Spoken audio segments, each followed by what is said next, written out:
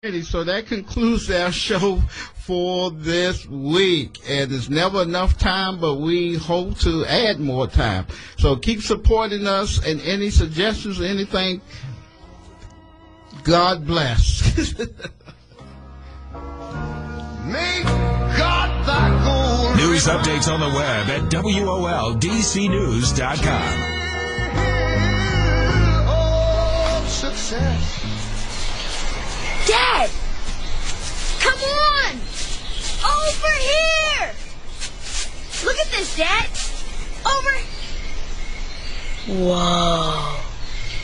The moment my son saw a redwood tree It's huge! is the moment I knew that for him, You can't even see the top of that thing! even the sky has no limit. There are some moments only the forest can inspire. Find yours at discovertheforest.org. Learn about forests near you and discover cool things to do when you go, like hiking, biking, fishing, or camping. Or do your own thing when you get there with family and friends. Your moment is out there. Find it at discovertheforest.org. That's discovertheforest.org. Brought to you by the U.S. Forest Service and the Ad Council. Hi, this is Colonel William Mason, Commander of the Air Force Reserve's 459th Air Refueling Wing at Joint Base Andrews in Maryland. Serving part-time in the Air Force Reserve will allow you to advance your civilian career or continue your education while you receive excellent training and many other benefits. I encourage you to start your adventure in the Air Force Reserve by going to afreserve.com or calling 800-257-1212. This message is sponsored by the Air Force Reserve and aired by the Maryland, D.C. Delaware Broadcasters Association and with this station. 1450 WOL, Washington, D.C. and WPRS HD2, Waldorf, Washington. A Radio 1 station and worldwide at WOLDCnews.com.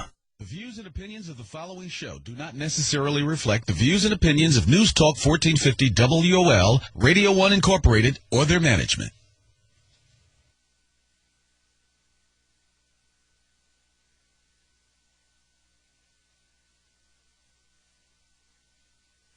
Keeping it real. Sharpton. The time has come.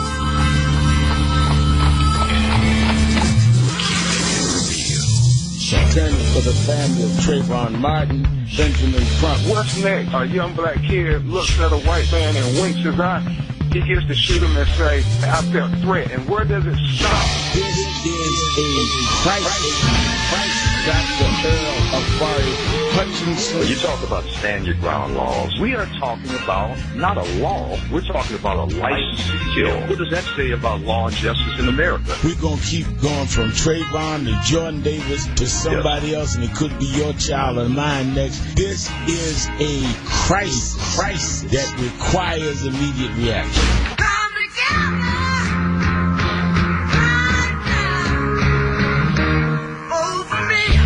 State to state, city to city. He keeps it real. America's civil rights leader, the Reverend Al Sharpton.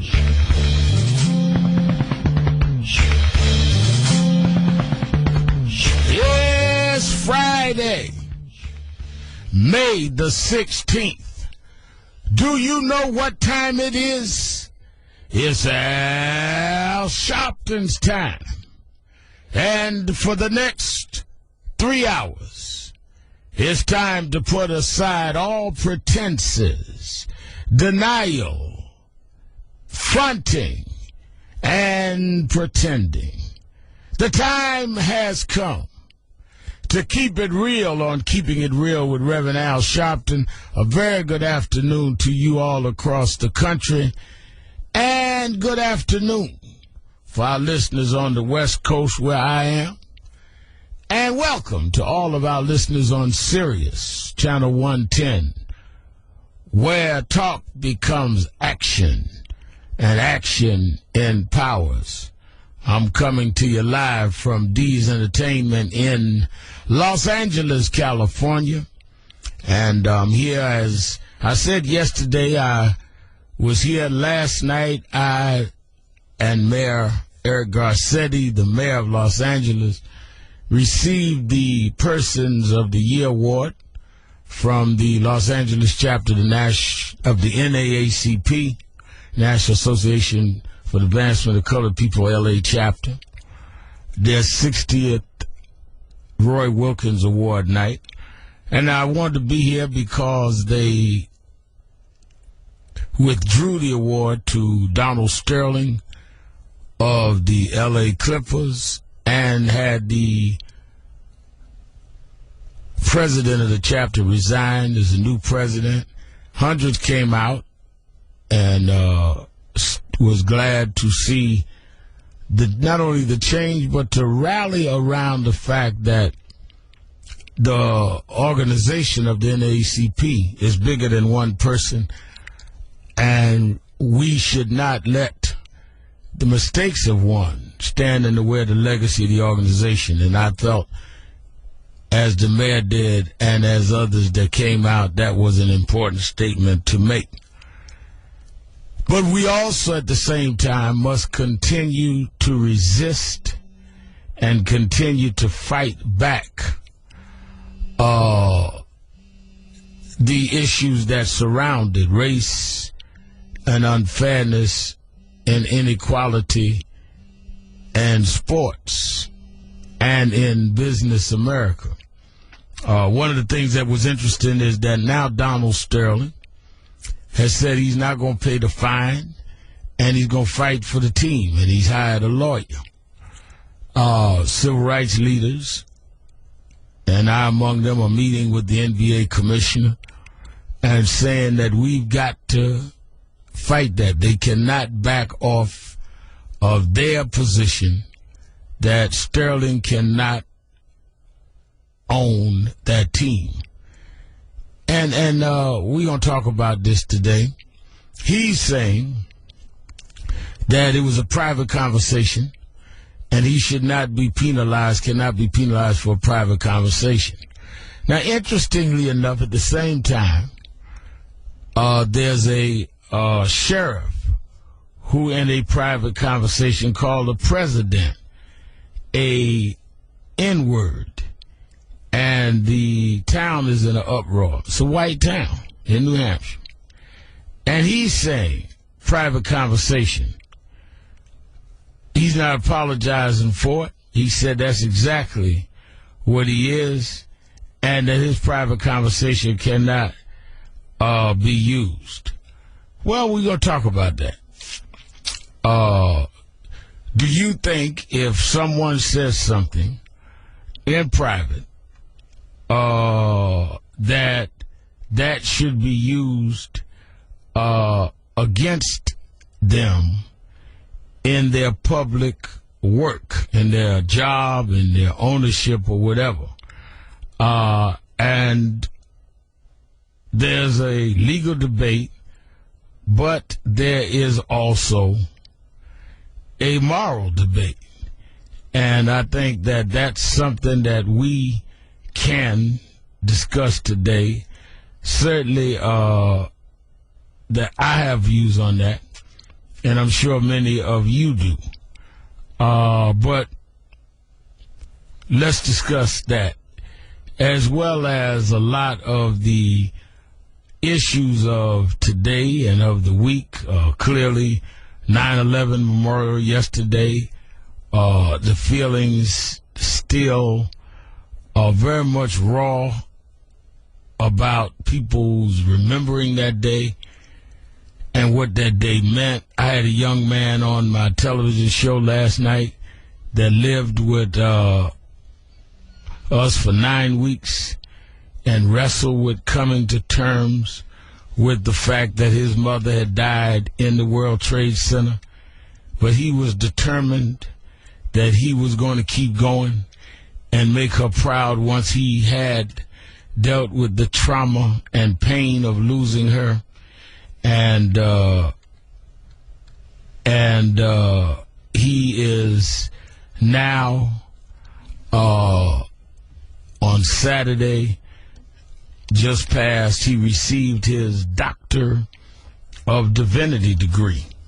He's become a minister.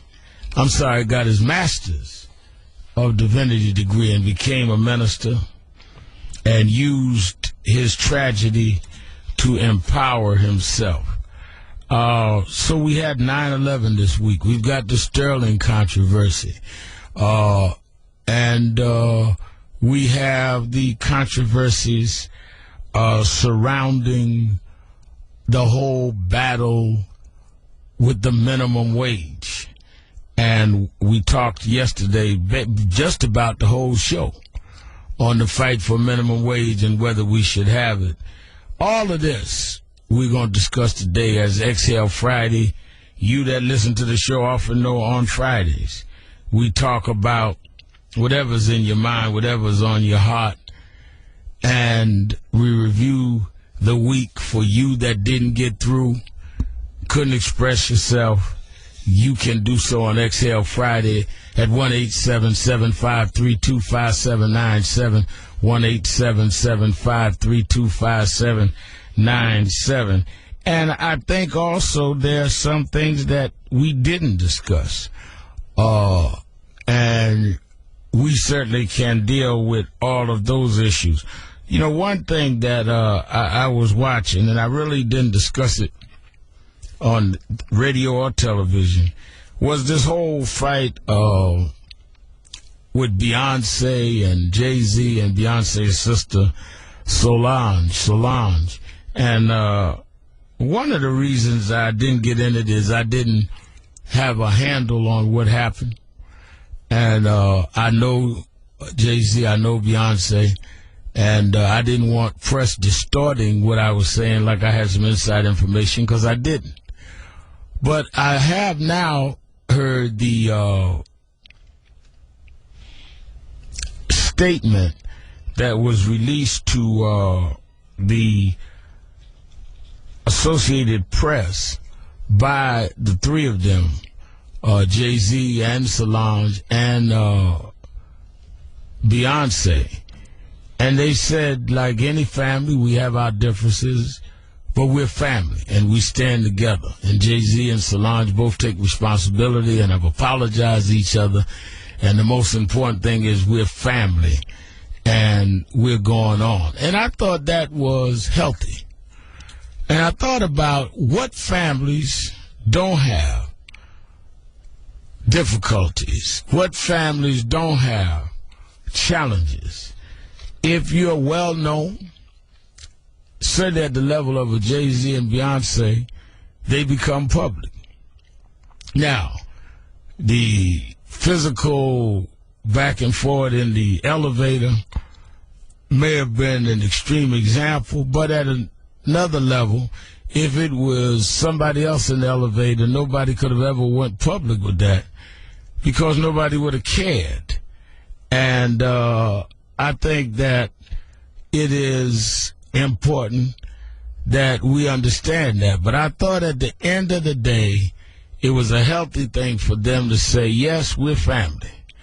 And some things ought to be left in the family. One of the things that I don't have a lot of regard and a lot of respect for is people that exploit and make public and find some kind of celebrity in talking about their family issues.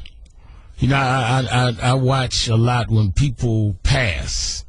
Not only celebrity entertainment, but it could be people with big standing in the community or politicians at all.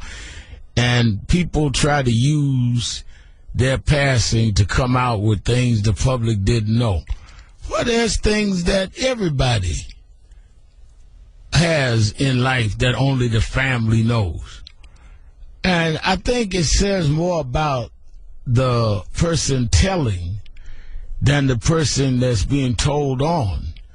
When your claim to fame is you going to share secrets that you have of a family member, when everybody has secrets, everybody has family members that do things that nobody else knew. That's part of being a family. And if you are so absent of, in my opinion, self-esteem, that your claim to fame is you could tell something that nobody knew only because you're a family member, you need to get a life. So, a lot to talk about today in XL. Family. Should families protect each other's privacy and each other's warts? Minimum wage? Sterling? Should private conversations, if they go public, be used against you? A lot to talk about today. Mixed bag.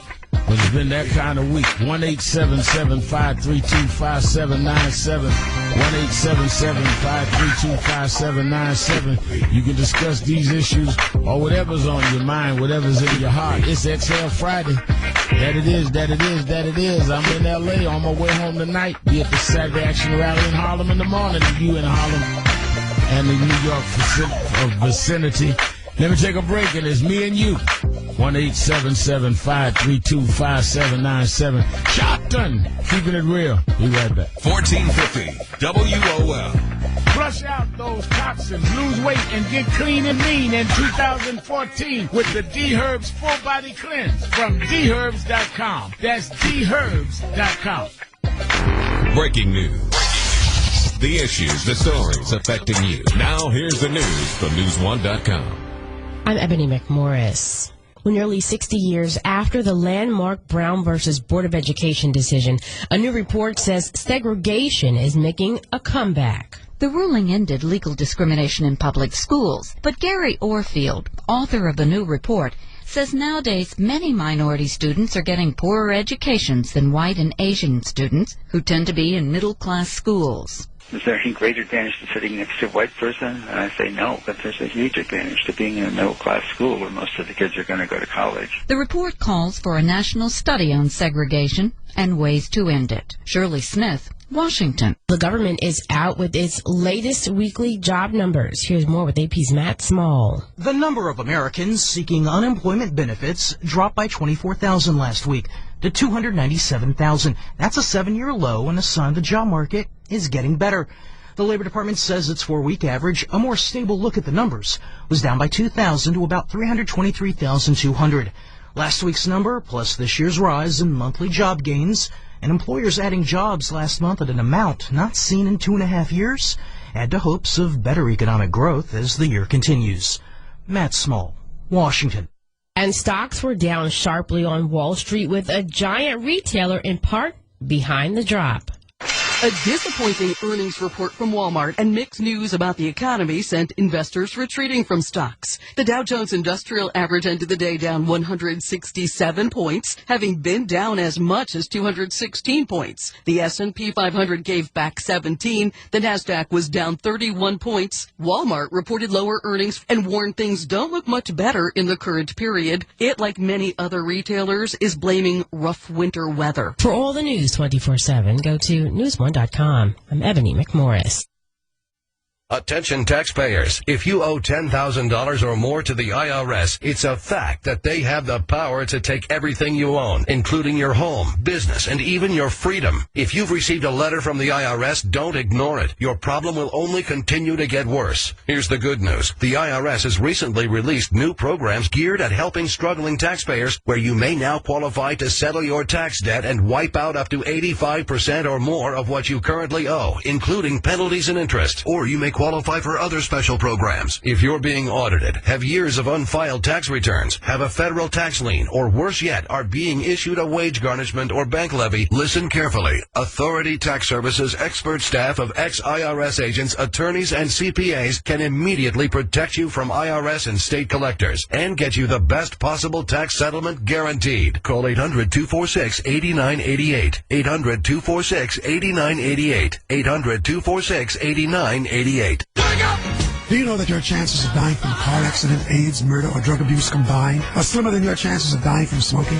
I'm Harry Belafonte. 47,000 black Americans will die this year. Cigarettes are snuffing out our future. Let us leave the next generation a cleaner bill of health. If you're a smoker, pick today to stop. The National African American Tobacco Prevention Network has begun to work. Please call 407-708-1811 or visit our website at naatpn.org. Your future depends on you. Hey parents, do kids think you're out of touch because of the way you dress? Yes. Well, say hello to instant style with Fashion On. Just spray Fashion On whatever you're wearing and look cool in an instant. Turn orthopedic shoes into vintage high tops, pleated khakis into skinny jeans. Even clip-on ties become fly gold chains. Just spray, let it dry, and presto. What about my fanny pack? You mean your hip MP3 player? Wow. What about my bifocals? You mean your hot pink shutter shades? Hey, I can't see. But your kids can see you, and trust me, they see fashion. Thanks, Fashion On. Fashion On is not available in stores because it doesn't exist. But that's okay. You don't have to be perfect to be a perfect parent. Because kids in foster care don't need perfection. They need you. For more information on how you can adopt, go to adoptuskids.org. A public service announcement from the U.S. Department of Health and Human Services, Adopt Us Kids, and the Ad Council. Or even in default on your student loan, the National Student Loan Relief Hotline can help you. You may also be able to cut your payments in half right away. The National Student Loan Relief Hotline can also stop the harassing phone calls, wage garnishments, and even remove tax liens. But you have to call 1-800-956-5432. The National Student Loan Relief Partner Companies have helped thousands of people just like you fix their student loan problem. Call 1-800-956-5432 for free information today. That's 1-800-956-5432. Hi, my name is Stanley, and I've been arrested for stealing shoes. I didn't really steal them, but I've been sent to Camp Green Lake anyway. The worst punishment a kid could get. And at Camp Green Lake, we dig holes. Lots of holes. I've only been here a short time, but I think the camp director is up to something. I'm Stanley Yelnats, and I'm covering more than dirt at Camp Green Lake. Explore new worlds. Read my story in the novel Holes by Lewis Sacker. For other great book ideas, visit your local library or log on to literacy.gov. Brought to you by the Library of Congress and the Ad Council. Disclaimers at cnctaxprogram.com. If the IRS claims you owe back taxes, you could qualify for a special tax program, and you won't make any payments to the IRS. That's right, I said if you qualify for the CNC tax program, you won't make any payments to the IRS while in this program. Get ready to write down the most important number you may ever need to finally end your IRS nightmare. This toll-free number should only be used if you can't afford to pay any money to the IRS. Call 800-321-0924 now to see if you qualify for the CNC tax program. Once you're accepted, the IRS must stop all collection activities against you. No more threatening phone calls, no wage garnishments or bank levies, and no more monthly payments to the IRS. Just call 800-321-0924 now to find out if you qualify for the CNC tax program. You won't make any payments to the IRS while in this program. Call 800-321-0924 now. That's 800-321-0924. 800-321-0924. Again, 800-321-0924. ITV1, Radio 1 Richmond. Hi, this is Colonel Raymond Kozak, Commander of the Air Force Reserve's 512 Airlift Wing at Dover Air Force Base in Delaware. Military experience can add greatly to your life, as it has mine, and provide many adventures. Serving part-time in the Air Force Reserve here in the Maryland, D.C., and Delaware region will allow you to advance your civilian career or continue your education. The bases within this region offer positions with excellent training, such as working with the C-5M Super Galaxy, C-17 Globemaster III, or KC-135 Stratotanker. As you learn new skills, you will receive competitive pay, educational assistance, and many other benefits. I encourage you to start your adventure in the Air Force Reserve by going to afreserve.com or calling 800-257-1212. This message is sponsored by the Air Force Reserve and aired by the Maryland, D.C., Delaware Broadcasters Association and with this station. I remember the moment. I'll never forget that moment as long as I live. I realized it was a moment. It was a moment that changed my life. The moment the snow started to fall, I knew that as a citizen soldier in the National Guard, I was going to have to be ready at a moment's notice. Some were calling it the snowstorm of the century. Cars and tractor trailers were stranded on the interstate in 8-foot drifts. It was still at the heart of the storm when we arrived in a convoy of Humvees. Could barely see our hands in front of our faces. These people had been there for hours, all scared and on the verge of hypothermia. We dug them out, got them home safely. That's what we train for, moments like this. When our communities need us. In the Guard, you serve your community as well as your country while you work or attend college full-time. In return, you'll gain career skills and receive benefits that can help you pay for college. Take a moment to learn more. Go to NationalGuard.com. Sponsored by the D.C. National Guard, aired by the Maryland, D.C. Delaware Broadcasters Association and this station. Take an ordinary putty knife and scrape off the old wax ring. Place the new wax ring over the flange, then line up the bolts with the bowl and gently set in place, making sure a proper seal is created with the flange and drain. Next. Dad? Yeah, sweetie. Is that an old plumbing manual? Oh, yeah, honey. We really need to get some new books. Right, do you want me to stop? Nah, I kinda wanna know how it ends. Okay. Tighten the bolts, line up the flushing valve to the opening in the top of the bowl, and secure the tank with a screwdriver and crescent wrench. The smallest moments can have the biggest impact on a child's life. Take time to be a dad today. Call 877-4DAD-411 or visit fatherhood.gov. Brought to you by the U.S. Department of Health and Human Services and the Ad Council. News Talk 1450 WOL-AM. Information is power.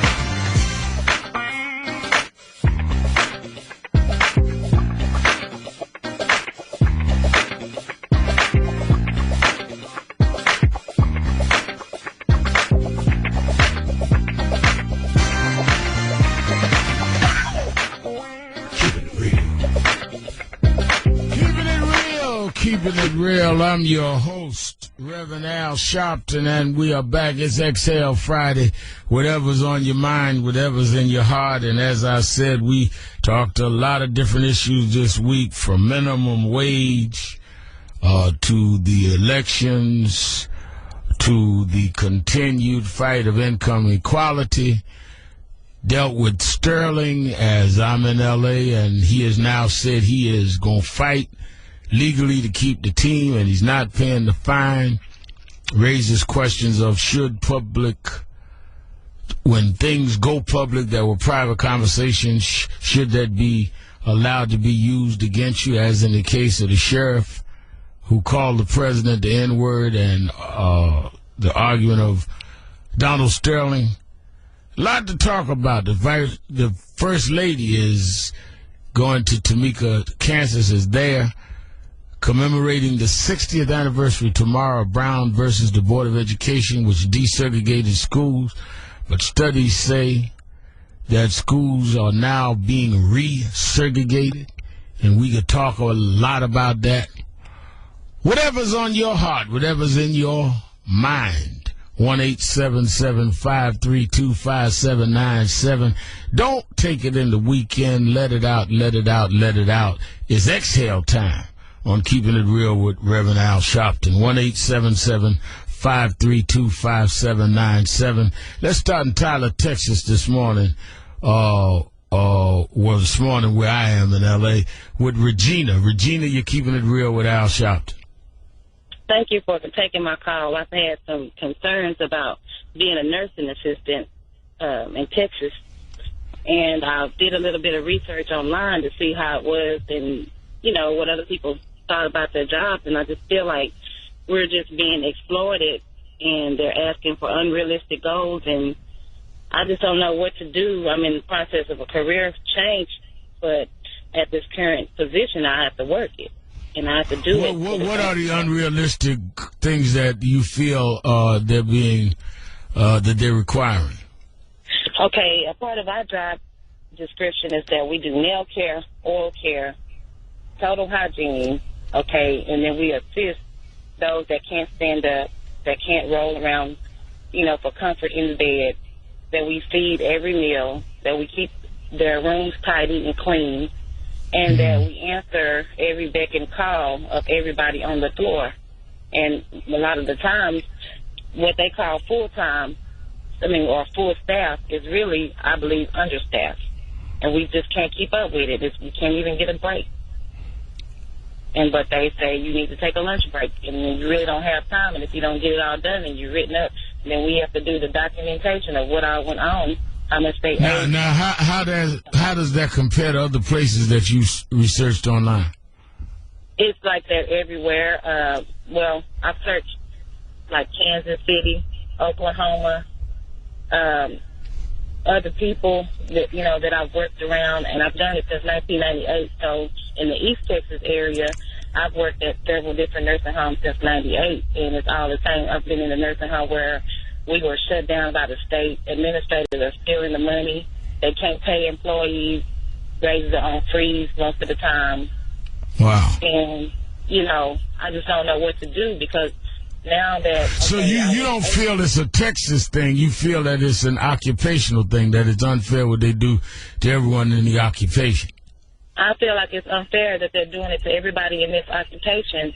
And my director of nursing told me that it was because the government and how they, I guess, distribute the funds to take care of Medicare residents or insurance and I guess a cap on how much they're going to spend on care. And for those that are paying out of their pockets, it's kind of putting them in a budget where they can't afford it. And some nursing homes don't have enough gloves. And then states... Okay. That's something that well, thank you for your call. And this is XL Friday. I'm glad you got it out there. I'm not aware of that field. Never even thought about it till now. I'm glad you put it out there. And that should, I think, I'm wondering if labor or someone, I should have asked her while she was on whether there's a union for these workers. But that certainly is something can be addressed in terms of a labor inequity. Let's go right here to Los Angeles to Forrest. Forrest, you're keeping it real with Al Sharpton. Reverend Al, how you doing today, sir? I'm good. How are you? Excellent, excellent. Out here boiling. But, I think that as it relates to Donald Sterling and the sheriff, anytime your opinion and what you think about a certain people, it relates to how you when you direct public policy or when you're in charge of a lot of people, how you think does affect a lot of different people. So let's say, for instance, you're a sheriff and you call the president an N-word, so, he's the president of the United States. If you don't have any respect for him, you don't have respect for black people, period. So therefore, your policies are always going to be against, you're not going to correct your police officers when they do something wrong to black people because you don't feel like we're worth it. You see what I'm saying? And so with a Donald Sterling, same thing. He runs a giant company with real estate and everything, and he has employees. And I'm sure his policies and the way he actually said, when he was talking to his girlfriend, he said that you're fraternizing or you're talking with the enemy. You're making them look bad because you're talking to the enemy. So you think that black people are your enemies for whatever reason. And so what you do and say is going to affect black people. No, I agree with you. I mean, his argument is going to be, he said in private, you can't use a private conversation. But I agree with you. The opinions expressed reflect how you perform in public. And I'll say this, as I said it again, before on the show, that if he was engaged in a private conversation, he was engaged with a private conversation with his girlfriend. It was just as much her conversation as his. If she decided to make it public, it wasn't like somebody unbeknown to them intruded on their privacy. They both were involved in the conversation. She had the right to make it public through another friend of hers or any kind of way she wanted. So if I'm talking to you, Forrest, it's both our conversations. If you made it public, it is no longer private. Exactly. And actually, like I said, when you're dealing with the public or you're in charge of the public, like let's say part of the Staples Center is subsidized by, our taxes, so, we deserve the right to know what type of person he is. The sheriff was elected by the people. So we deserve to know, even if it's a private conversation, if it got out, it got out. We have to know what type of person we're dealing with. That's right. Thank you for your call, Forrest. Let's go to Shimon. Is it Shimon in Milwaukee? Yes. How you doing? I'm a first-time caller. All right, Shimon, how you doing? All right. I just have some things to say about the Donald Sterling thing. Like, one thing that stood out to me was, like, I feel like we got all these millionaires and a few billionaires that's coming out that want to buy, the Clippers. And to me, it's just crazy that all the problems that we got in the black community with us knowing our history, with us having lack of knowledge of stuff, like the brother Dr. Umar Johnson been going all over the United States promoting his book and the university that he want to build that could bring us out of this cage, if you will, that we in. And I don't know of none of these billionaires or millionaires that's contacting him or trying to help. We get these universities all over the United States to help us as a people, and I think that's just crazy. To me, that shows like where we at. Like, we want to buy this basketball team, but we don't want to really wake our people up and give our children a better education, and I think it's really nonsense to be talking about the Donald Stern thing, because regardless what I know of the law, if somebody recorded him and without his consent and they put it out there, like, that's not going to hold up in court. Well, they're not going. See, I don't know that even. Well, hold on a minute, because you may need. Let's discuss this. Hold on 1 minute. We'll be right back. Keeping it real. 1-877-532-5797. 1-877-532-5797. Sharpton, keeping it real. XL Friday. Be right back. 1450 WOL.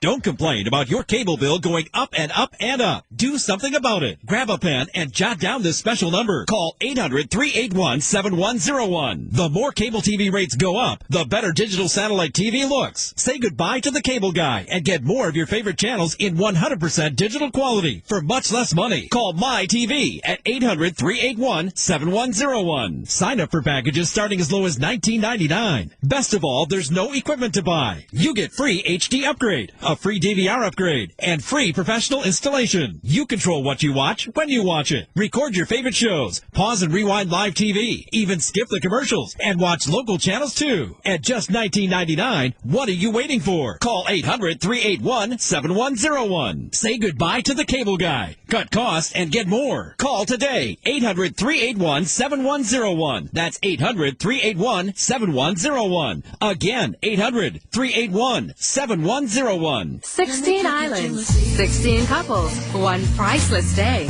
Enter to win the wedding of your dreams. From breathtaking sunsets to soft white and pink sand beaches, every island in the Bahamas is the perfect destination for your wedding. Register through June 14th and choose one of 16 islands for your perfect day. So cross your fingers and dream of a Bahamian wedding.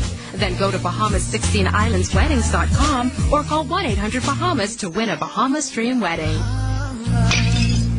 That's the sound my coffee mug made when it hit the kitchen floor after I realized my 16-year-old son was addicted to meth. Hurry! This is the sound of him being rushed to the hospital after we found him strung out on his bedroom floor. And this is how it sounds when he tells you he's finally ready for treatment. If you or someone you know is recovering from addiction, share your story with the partnership at drugfree.org, because your story can change someone else's. Good afternoon, I'm Doug Parrish. Here's the latest from News1.com. Emergency responders all across the D.C. area were busy making swift water rescues this morning. Crews made at least 8 water rescues in Montgomery County.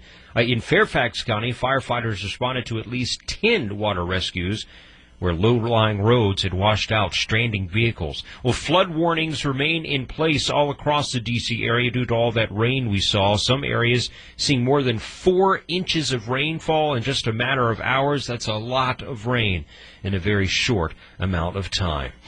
Well, the Washington Wizards are thanking their fans for a great season. The Wizards were eliminated from the playoffs last night by the Pacers, but what a season it was for Washington, which had its best postseason in more than 30 years. And the report brought to you by Food Line. Stop into your local Food Line for thousands of MVP coupon specials. I'm Doug Parrish. When you're looking for news for Black America, go to News1.com. If your child is choking, stand behind them and wrap your arms around their waist. Place the thumb side of your fist against their upper abdomen. Put your other hand over the fist.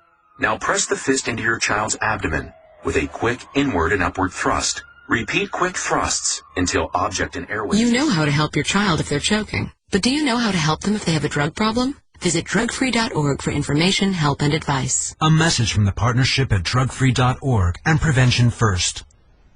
If you're now a high-risk driver due to a DUI, DWI, or tickets for aggressive driving, you must listen to this message. We're the largest insurance company in the U.S., specializing in low-cost SR22 auto insurance. If you need SR22 auto insurance, or if you have it now and are paying too much, you need to call us today for your free quote at 800-920-1387. We'll help you get SR22 insurance that you can afford. We'll even handle the filings for you. Call now at 800-920-1387. That's 800-920-1387. Hey America, we are your pets, and this song's dedicated to those people who don't have health insurance yet. In all we say, we want you to be okay. And all we say, take care of people for goodness sake. There's a plan for every budget, so don't accept defeat. Now you can get covered and still buy me treats. Enroll! So listen to me, a talking pug, you see. If you get health insurance, preventive care is now free. So sweet. You take care of your pets. Now it's their turn to take care of you. Visit getcoveredamerica.org to learn about your health insurance options. That's getcoveredamerica.org. And take care, people! Brought to you by Get Covered America and the Ad Council. I have a passion for the environment. That's why I mountain bike. I love being in the woods, on near vertical trails. I relish the challenge when I can appreciate the best nature has to offer. So it was only natural that I would choose a career in the elements, where I can make a difference. That's why I serve in the United States Coast Guard. We monitor commercial vessels, making sure our ports and waterways are safe and clean from oil or other hazardous material. We patrol our fisheries, protect marine wildlife and their habitats. With all we do, it's about protecting America. This is a lot like mountain biking. It's always exciting to navigate through the next challenge. Were you born ready to protect America, our environment, our resources, our people? Learn more at GoCoastGuard.com. Sponsored by the United States Coast Guard in cooperation with the Maryland, D.C., Delaware Broadcasters Association and this station. Every 20 seconds, another kid drops out of school. If we do nothing, 3.5 million kids won't receive a diploma over the next 4 years. United Way knows that kids who have a caring adult in their life are more likely to make it. And the difference between a dropout and a graduate could be you. Take the pledge to volunteer now at unitedway.org. Brought to you by United Way and the Ad Council. News Talk 1450 WOL-AM, where information is power.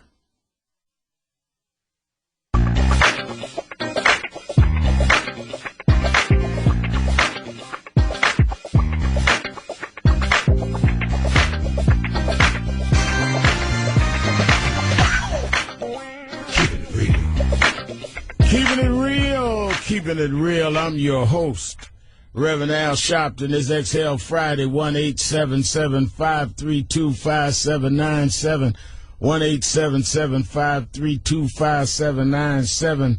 I'm live from Los Angeles. On my way home tonight, I'll be at the Saturday Action Rally in the morning. You that are in the New York, New Jersey, Connecticut area, meet me at the House of Justice, 106 West 145th Street in the village of Harlem, 145th and Lenox, 9 to 11. Be there for the Action Rally. We're going to deal with the anniversary of the Brown versus the Board of Education. 60 years later, what does education look like? We gone forward or backward is what we're going to deal with in the morning. You that can't be in New York with me can watch live stream at www.nationalactionnetwork.net or listen live on 1190 WLIB. Let's go back to Shamion in Milwaukee. Now, you were saying that you felt that it was, if a private conversation talking about Donald Sterling, that it's not to be recorded without permission and used, and it wouldn't stand up in court. Was that your point? Yep. That's my but understanding. if you have rules in the NBA, and the rules are that if you behave in a way that is negatively impacting the sport, and these are rules that Donald Sterling had signed on. He was the longest sitting owner, so he went by those rules all those years. Then why wouldn't the rules apply to him?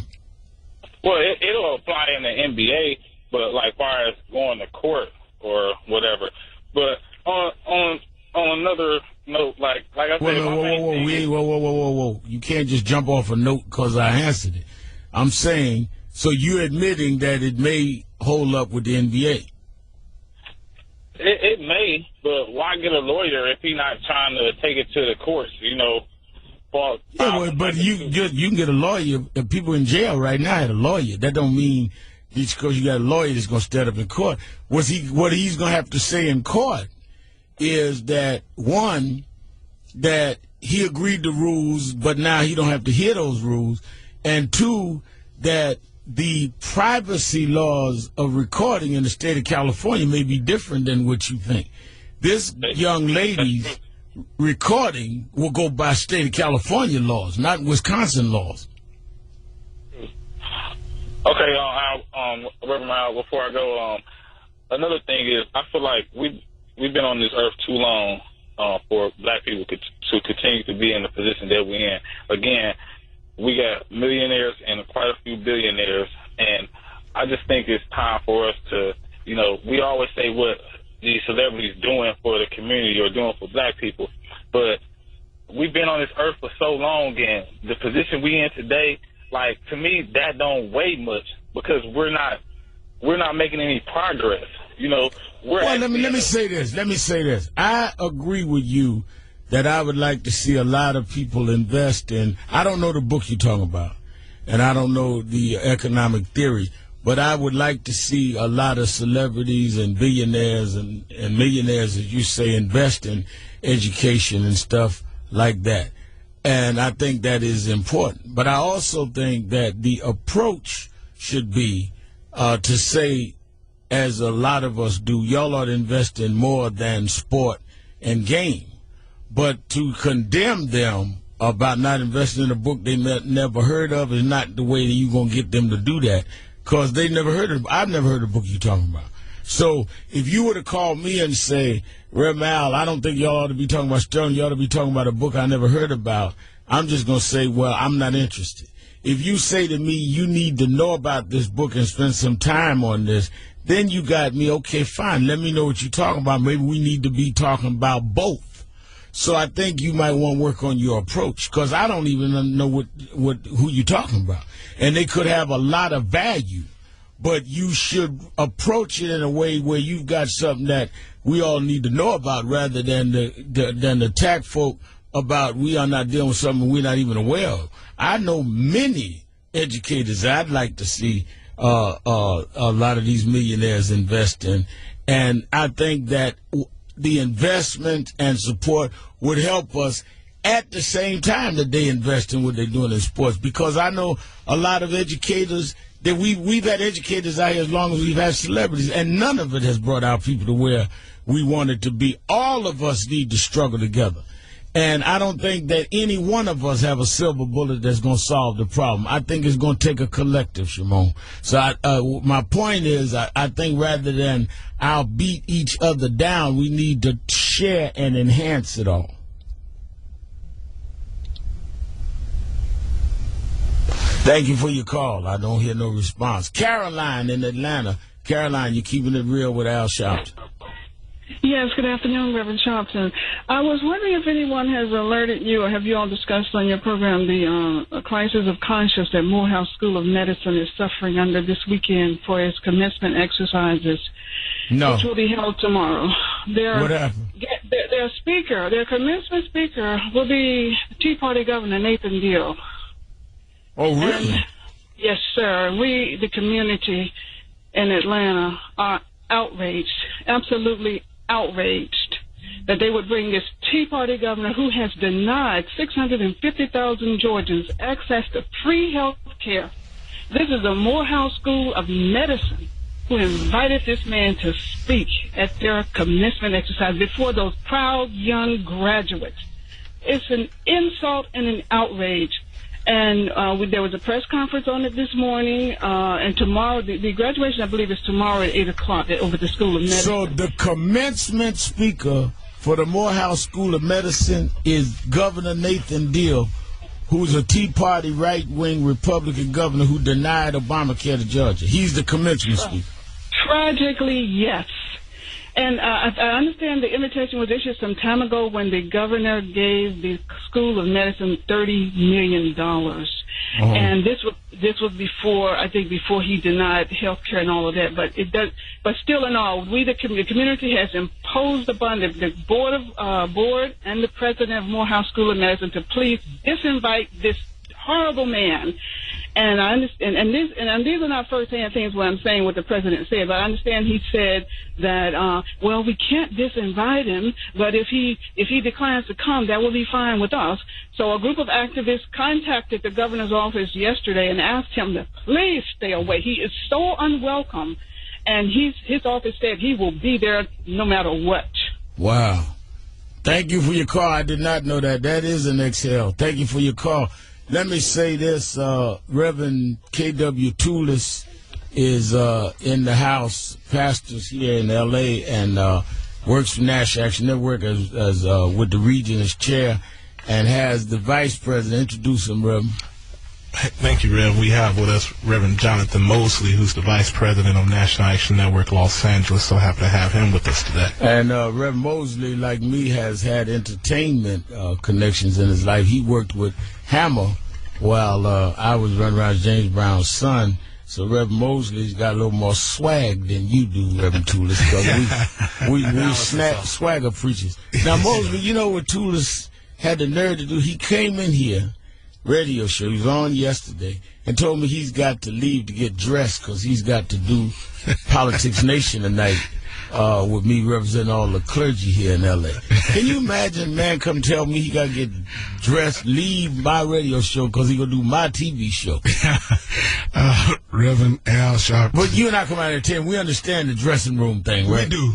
And we came in together dressed. Yes. So I don't understand. Yeah, we got to keep the same thing on, but he got to get GQ for me. I got something different. But you know, he told me this morning, last night after we left the NAACP dinner, we were honored that, you know, what he wasn't going to do. And generally when he tells me what he's not going to do, he does the opposite. So I came dressed, and when I came out, he was just like this. Casual Friday. Talking about this casual Friday. So I took my tie off, but I'm ready because I got my tie out. Your tie with you. Yes, well, sir. mine is too, so I will let him step to the rear and get ready for the show tonight because he wants to talk to the nation, and it's going to be quite a show tonight on Politics Nation. Let me take a break. We'll be right back. Exhale Friday. Keeping it real. 1-877-532-5797. Sharpton. Be right back. 1450 WOL.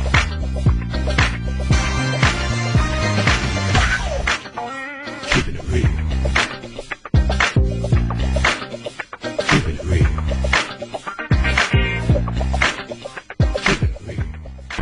Breaking news. The issues, the stories affecting you. Now here's the news from News1.com.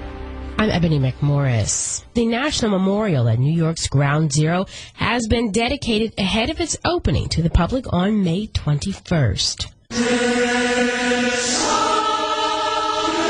The hour-long dedication opened with Somewhere and closed with Fanfare for the Common Man. In between, President Obama celebrated the story of the man in the red bandana, a 24-year-old who rescued many co-workers at the cost of his own life, and Fire Lieutenant Mickey Cross, who survived the collapse, got a standing ovation, and recalled the immediate post-9/11 spirit. We had come together at Ground Zero to help each other out.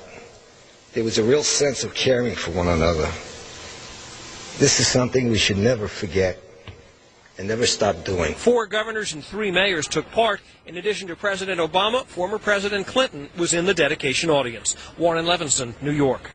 The State Department admits it could have been quicker to designate Boko Haram as a terror organization. The State Department wanted to add the militant group to the foreign terror organization list 2 years ago, but Nigeria opposed the move, fearing it would give the group more credibility.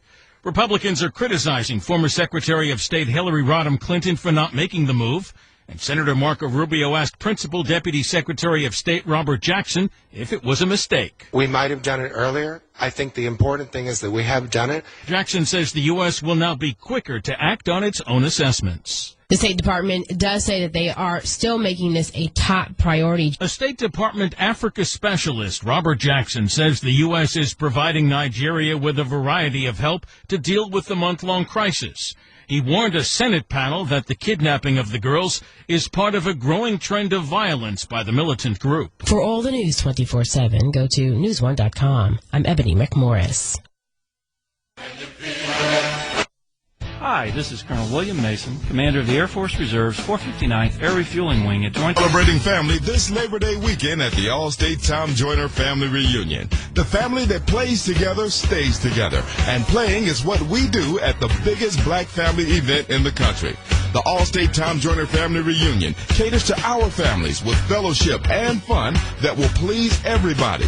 Live concerts daily, 4-star accommodations, seminars, family game night, child care, team events, and expo filled with daily activities and concerts. Passes to Walt Disney World and the Gospel Explosion Spectacular on Sunday.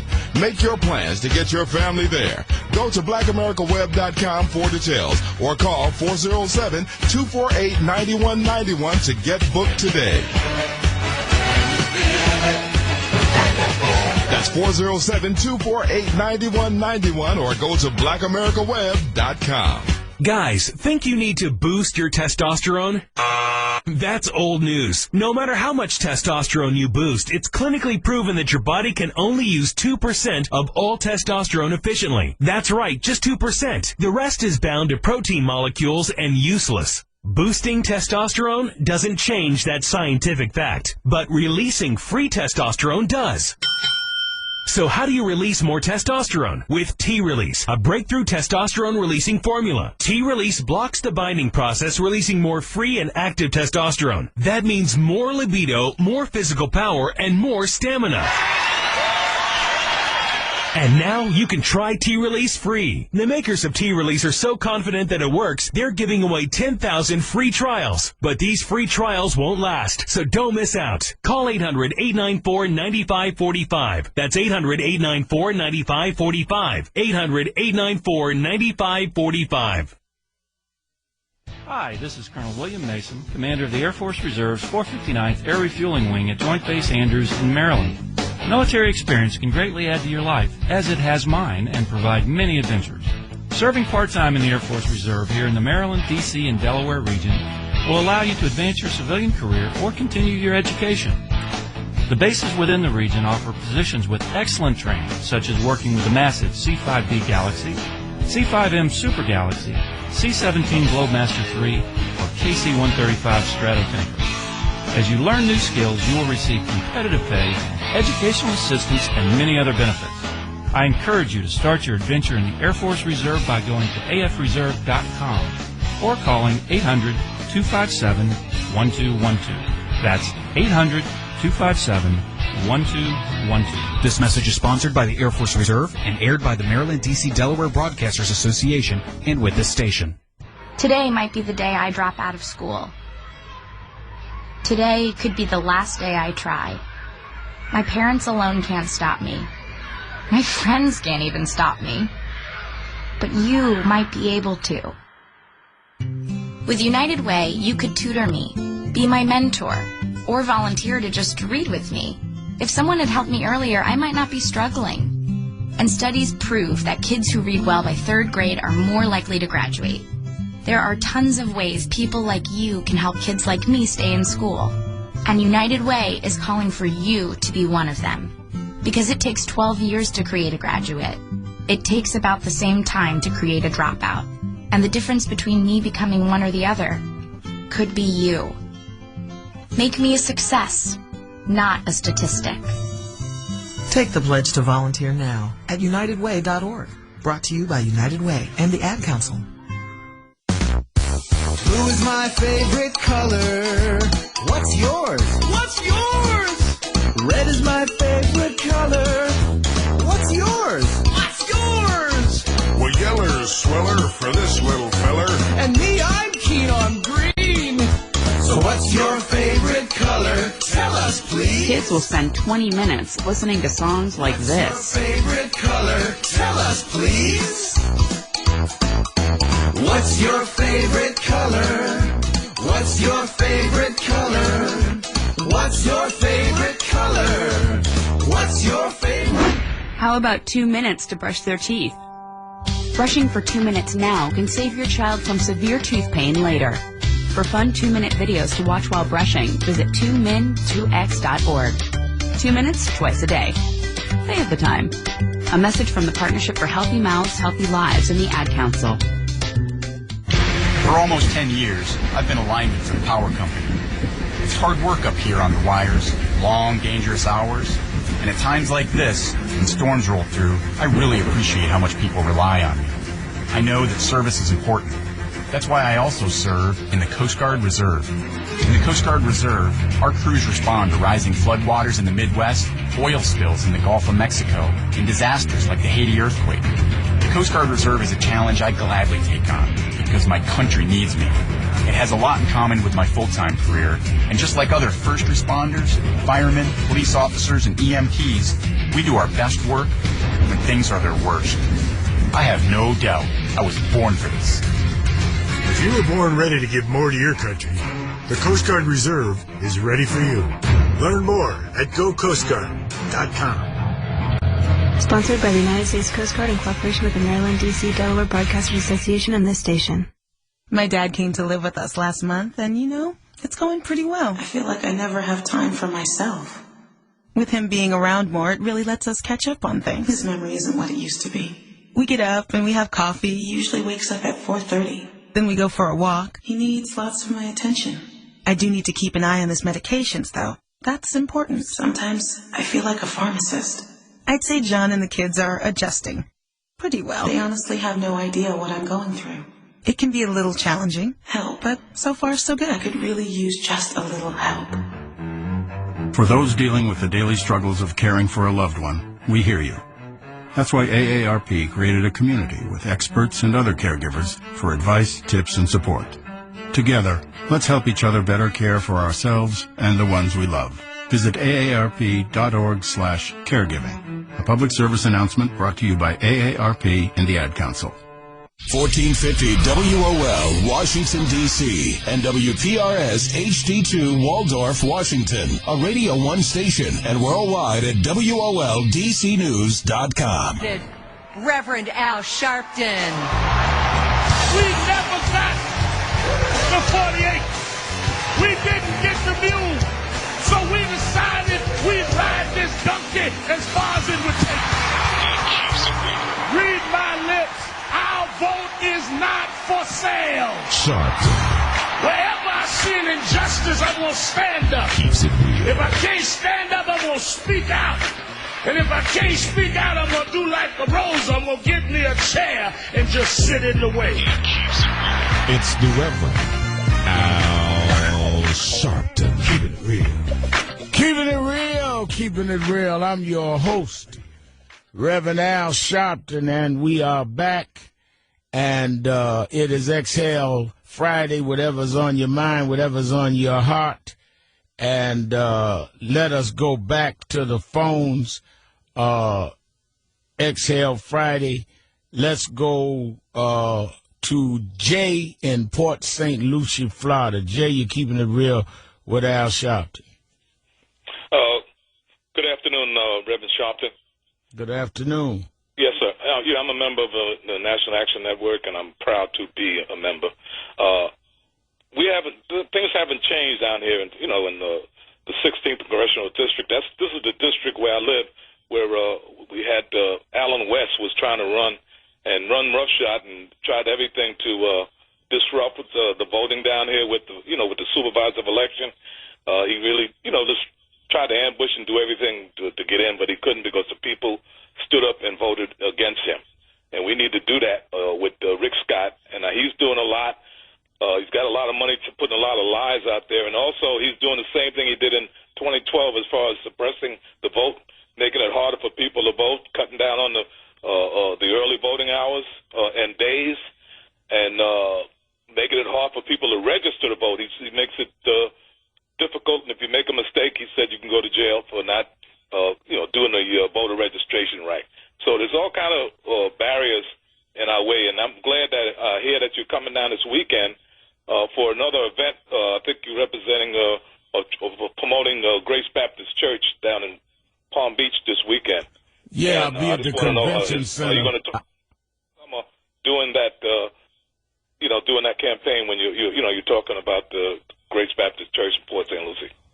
Yes, I'll be at Grace Baptist Church in West Palm Beach at the convention center. I think it's 3:00 Sunday.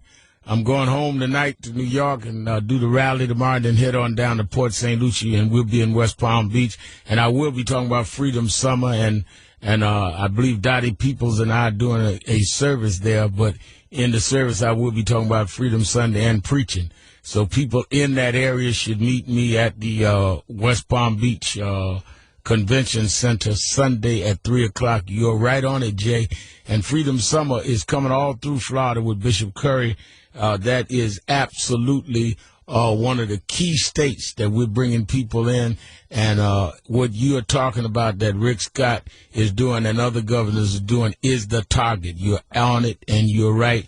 And I hope people come out Sunday. Let's go to Johnny in Detroit, WCHB 1200. Johnny, you're keeping it real with Al Sharpton. How you doing today, Reverend Sharpton? I'm good. How are you? I'm doing fine. I'd just like to thank you for being at the forefront for civil rights, you, and the National Action Network. Now, I'm 65 years old, Reverend Sharpton, and I know that in politics, an attractive ticket wins votes. When President Obama picked Vice President Biden on his ticket, it made it very attractive. I'm wondering if we could, some kind of way, put some fire under a ticket for Vice President Biden for president, Governor of Massachusetts Patrick as his running mate. What an attractive ticket that would be. What do you think about that? That's interesting. I mean, I think it would be an attractive ticket. I think your point is a very good one, though. I think that attractive tickets and attractive, I think we've got to be real clear, and I think you are right, Johnny. Attractive means issues as well as the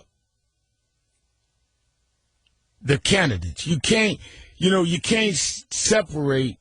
Reality is reality. Reality is that you've got to deal with the questionable issues that are out there, the policies that are out there, the regression in terms of civil rights and civil liberties and education, since we're dealing with the Brown versus Board of Education weekend. But at the same time, you've got to have the people that can communicate and attract people to dealing with those issues, because if you don't have the right people with the right background and the right track record and the right trust and the right charisma, they're not going to attract what you need. So I think you're right. You need the people that can bring the attention, but they also got to bring the attention to the right issues. And the combination you're talking about, I think, may be attractive in that. I think that's a good suggestion, Johnny. Thank you for your call. Let's go to Carol in Milwaukee on Exhale Friday. Carol, was on your mind? Good afternoon, Reverend Al. Thank you so much for taking my call. I'm sure, Reverend Al, you probably didn't see the last show for Barbara Walters. You know, her retirement was today, and, the last show. No, I didn't see it. Okay, well, the thing I wanted to say, Reverend Al, she had all the distinguished, female journalists that, on stage. And the one that I noticed that wasn't there, and I'm hoping it's just because she's not on one of the major stations, was Gwen Ifill. And she had everyone else on there, but she didn't have Gwen Ifill. And I was kind of disturbed about that because I'm thinking, she has paid her dues, and I think she deserved to be on stage with all those other journalists. I mean, she had Robin Roberts there, and is it Cookie Roberts, the one that's married to Al Roker? She was there also, but I just thought Gwen Ifill has been a journalist for 30 years, if not more, Reverend Al. And I thought it was just like, I was waiting for that, and it kind of made me feel bad that, that she had all these white journalists, 2 blacks, and then like I said, I think Gwen Ifill was left out, and there was another journalist as well, Reverend Al, I'm sure you know, Ann Curry, and she's been a journalist for many, many years, and I just felt I was just a little saddened by that, and I didn't know if you had an opinion, but I'm thinking all these professional women, they couldn't put the one, black professional that I admire most of all, and they couldn't put Ann Curry, who's been a journalist for over 20 years as well. And I know you probably didn't see the show Reverend Al, but I was really kind of disturbed by that, and just want to know if I didn't see it, but I agree that Gwen Ifill has been an absolute professional and legendary professional. Has done it for decades and has been masterful and should be respected. I agree with that. Thank you for your call. Let me make sure that I get the right information. I'm at the Cohen Pavilion Kravitz Center, which is the convention center in West Palm Beach on Sunday, and it's at 3 o'clock at the Cohen Pavilion Kravitz Center. So I'm home tomorrow morning in Harlem, then I'm at the Kravitz Center in West Palm Beach on Sunday to give the right information so people in Florida can meet me there Sunday afternoon. All right, let's go back to Exhale Friday. Let's go to Dorothy in Virginia Beach. Go ahead, Dorothy. How you doing, Reverend Al? I'm good. How are you? Pretty good. Sitting up here in the house, looking out at the porch. I wanted to say something about race in America.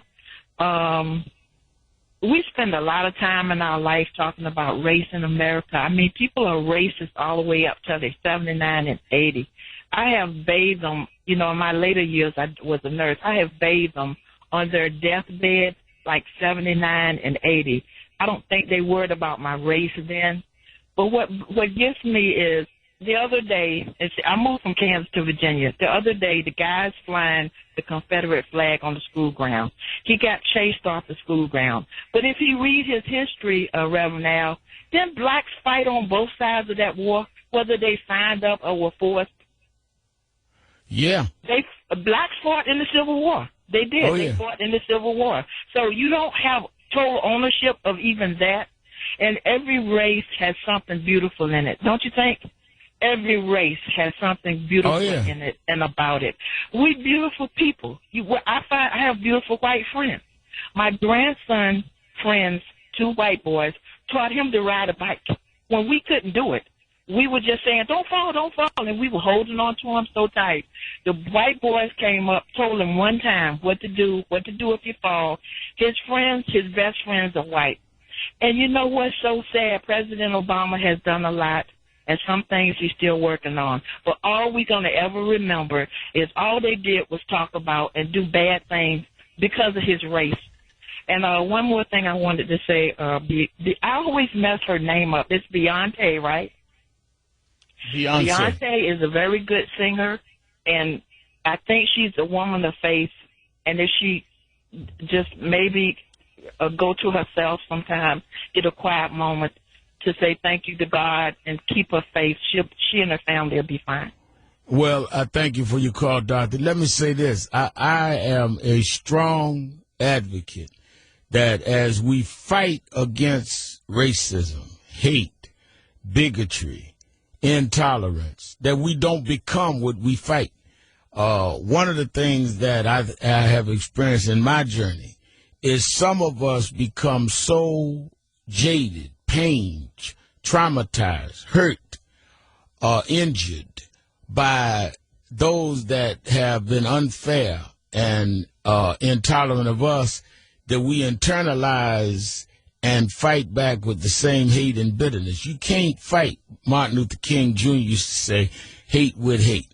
And I think you're right. There's good in everything. There's bad in everything.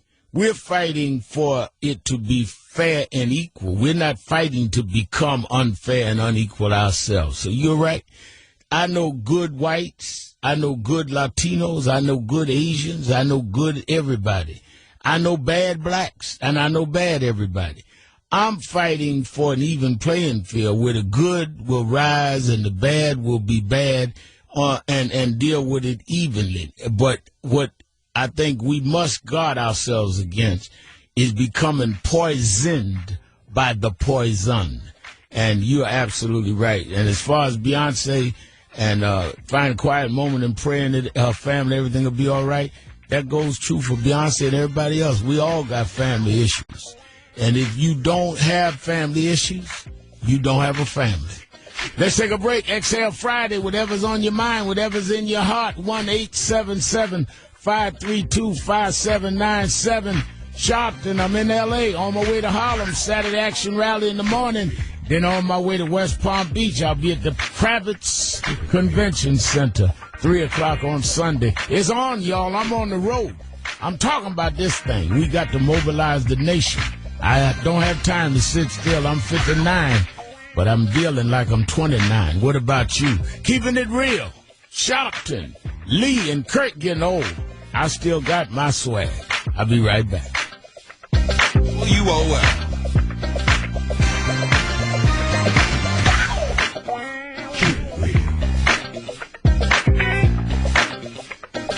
This is Reverend Al Sharpton. McDonald's 365 Black Awards is seeking nominations for the Community Choice Youth Award, which started May 1st. For details on how to nominate an exceptional youth, visit 365black.com. Breaking news. The issues, the stories affecting you. Now here's the news from News1.com. I'm Ebony McMorris. Here's your religious roundup. Protests outside a Mississippi abortion clinic have sparked a federal lawsuit. A Muslim group is countering anti-Muslim ads in Washington, and Pope Francis will travel to the Middle East with representatives of other faiths. Here's more with AP's Norman Hall. A Christian legal advocacy group has filed a lawsuit on behalf of a pastor arrested for protesting outside an abortion clinic in Columbus, Mississippi. Matt Staver of Liberty Counsel represents the pastor. This particular situation has been going on for some time, where they've been harassing and unconstitutionally infringing on the free speech of those who are outside of abortion clinics. A Muslim civil rights and advocacy group says it will place transit ads in Washington to counter anti-Muslim ads. Council on American Islamic Relations spokesman Ibrahim Hooper says the negative ads were placed by activist Pamela Geller. She has a long history of anti-Muslim bigotry in the most egregious forms. I mean, she brags that she uses the Quran personally as a doorstop. A rabbi and a Muslim leader will join Pope Francis on his upcoming trip to the Holy Land. According to the Vatican, it will be the first time an official papal delegation has included members of other faiths. The late May trip will have stops in Jordan, the West Bank, and Israel. Well, how much is really being paid in alimony? It apparently depends on who's reporting it to the IRS. You may want to listen up. Alimony payments are tax deductible, and the person getting them is supposed to report the money as income. But that isn't always what happens. An IRS Inspector General's report indicates more than 560,000 taxpayers reported paying a total of $10 billion in alimony in 2010. But their spouses and ex-spouses reported receiving less than $8 billion. In many cases, the spouse who supposedly was paid the alimony did not report the extra income. For all the news 24/7, go to News1.com. I'm Ebony McMorris. Attention taxpayers, if you owe $10,000 or more to the IRS, it's a fact that they have the power to take everything you own, including your home, business, and even your freedom. If you've received a letter from the IRS, don't ignore it. Your problem will only continue to get worse. Here's the good news. The IRS has recently released new programs geared at helping struggling taxpayers, where you may now qualify to settle your tax debt and wipe out up to 85% or more of what you currently owe, including penalties and interest. Or you may qualify for other special programs. If you're being audited, have years of unfiled tax returns, have a federal tax lien, or worse yet, are being issued a wage garnishment or bank levy, listen carefully. Authority Tax Services expert staff of ex-IRS agents, attorneys, and CPAs can immediately protect you from IRS and state collectors and get you the best possible tax settlement guaranteed. Call 800-246-8988. 800-246-8988. 800-246-8988. 888. Hey, everybody, this is Reverend Al Sharpton. You know we're taking in more and more toxins every day, from polluted air to processed and fried foods. These poisons have us dealing with more disease, illness, and obesity than ever. The D-Herbs Full Body Cleanse will help you naturally flush those toxins out of your body and give it the fresh start it needs. You could be carrying up to 25 pounds of toxic waste just trapped in your body, waiting to be released. The D-Herbs Full Body Cleanse will help you lose that toxic waste so you can lose that toxic weight. If you're tired of being tired and want more energy, if you want to look and feel better than you have in years, then go to dherbs.com and get right. Do it right now. Click on to Clean and Lean in 2014. And if you've got diabetes or high blood pressure, you definitely need to do this. Go to dherbs.com right now. That's dherbs.com, or call 1-866-4-DHERBS. That's 1-866-4-DHERBS. Hello and welcome to your DC Lottery. You know, there's a lot of luck in the air. When that happens, there are winners. Well, did you win the lottery today? Now let's find out. Here are the winning numbers for the DC Lottery drawings for Friday, May 16, 2014, which have been witnessed by an independent auditing firm. Now, let's play the DC3 game. 1, 3, 0. 1, 3, 0. Let's play the DC4 game. Today's winning number is 8, 3, 4, 0. 8, 3, 4, 0. Now let's play the DC5 game. 4, 6, 2, 5, 1. Once again, the winning number is 4, 6, 2, 5, 1. Have a winning afternoon. News1.com is breaking news for Black America. News1.com tells the stories we care about. Our community, our concerns, our world. Uncensored, unapologetic. News One is news from our perspective. One people, one voice. News1.com.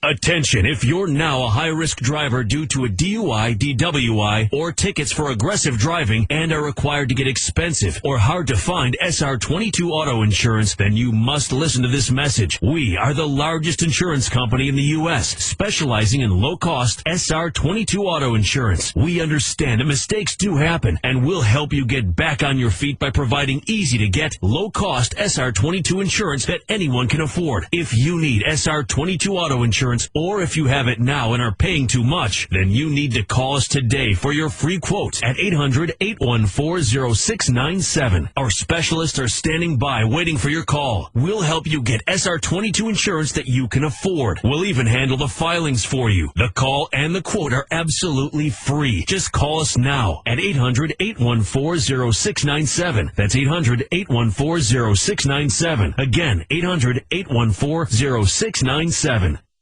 432. Dad! Come on! Over here! Look at this, Dad! Over... Whoa. The moment my son saw a redwood tree It's huge! is the moment I knew that for him, You can't even see the top of that thing! even the sky has no limit. There are some moments only the forest can inspire. Find yours at discovertheforest.org. Learn about forests near you and discover cool things to do when you go, like hiking, biking, fishing, or camping. Or do your own thing when you get there with family and friends. Your moment is out there. Find it at discovertheforest.org. That's discovertheforest.org. Brought to you by the U.S. Forest Service and the Ad Council. Hi, this is Colonel Raymond Kozak, commander of the Air Force Reserve's 512 Airlift Wing at Dover Air Force Base in Delaware. Military experience can add greatly to your life, as it has mine, and provide many adventures. Serving part-time in the Air Force Reserve here in the Maryland, D.C., and Delaware region will allow you to advance your civilian career or continue your education. The bases within this region offer positions with excellent training, such as working with the C-5M Super Galaxy, C-17 Globemaster III, or KC-135 Stratotanker. As you learn new skills, you will receive competitive pay, educational assistance, and many other benefits. I encourage you to start your adventure in the Air Force Reserve by going to afreserve.com or calling 800-257-1212. This message is sponsored by the Air Force Reserve and aired by the Maryland, D.C., Delaware Broadcasters Association and with this station. Cool! There are some moments only the forest can inspire. Find yours at discovertheforest.org. Learn about forests near you and discover cool things to do when you go.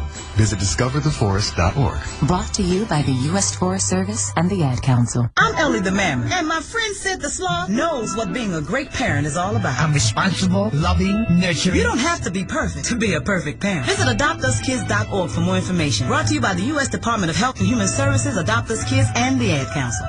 News Talk 1450 WOLAM, where information is power.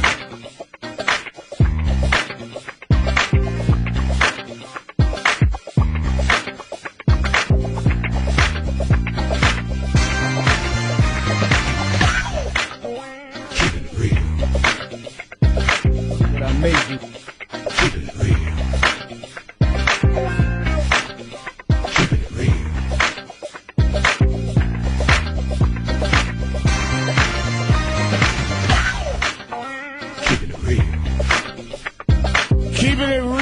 Keeping it real. I'm your host, Reverend Al Sharpton, and we are back.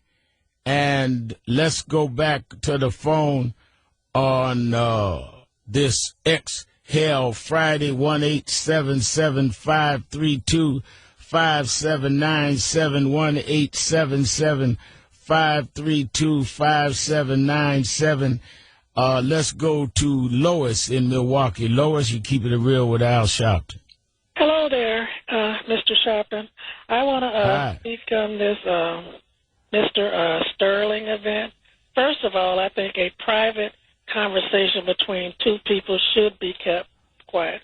We're living in an age now of everything being a videotape, like the Beyonce thing and about the Sterling thing. We are being watched and,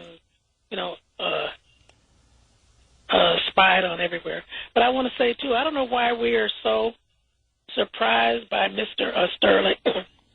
Most black people who own black in their leagues or their teams and stuff probably feel the same way, even though they're making money off of the sharecroppers, back in the, slavery day. It's just the fact that we heard it on this recording, and now we're reacting like, oh my God, I thought everybody white loved me.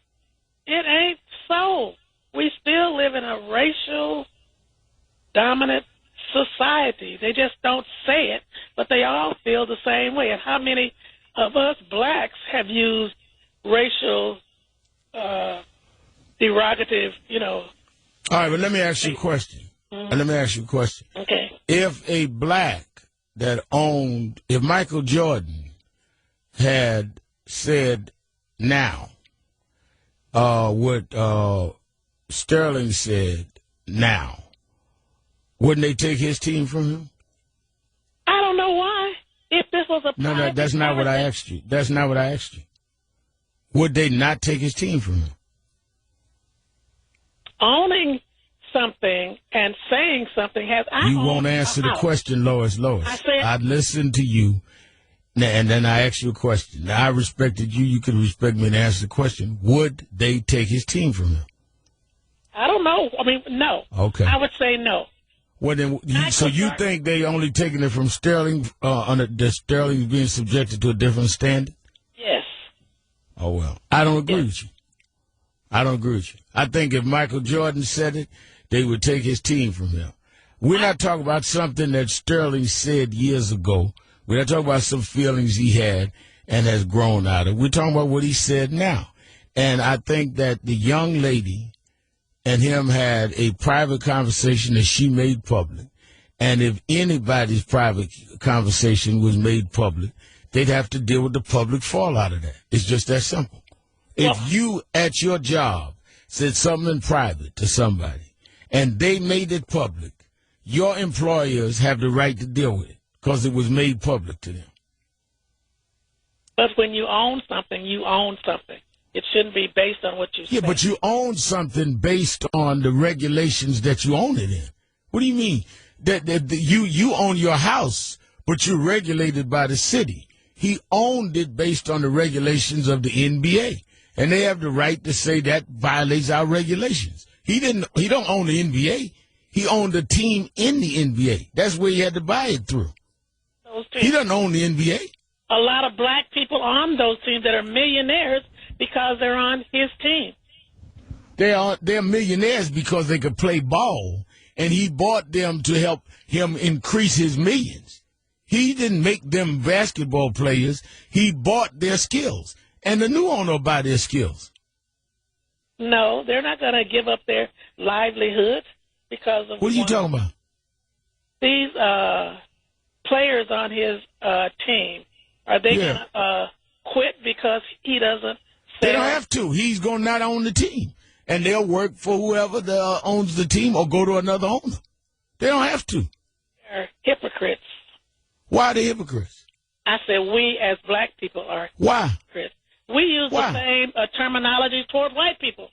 And when we do, and if we are made public, then we ought to face it. No, wait a minute. If we are caught, we have to deal with the penalty. Do you work? If you go to your job and say something against whites and it's made public, they have the right to penalize you. And they will. I'm sorry, I think. So that's not hypocritical.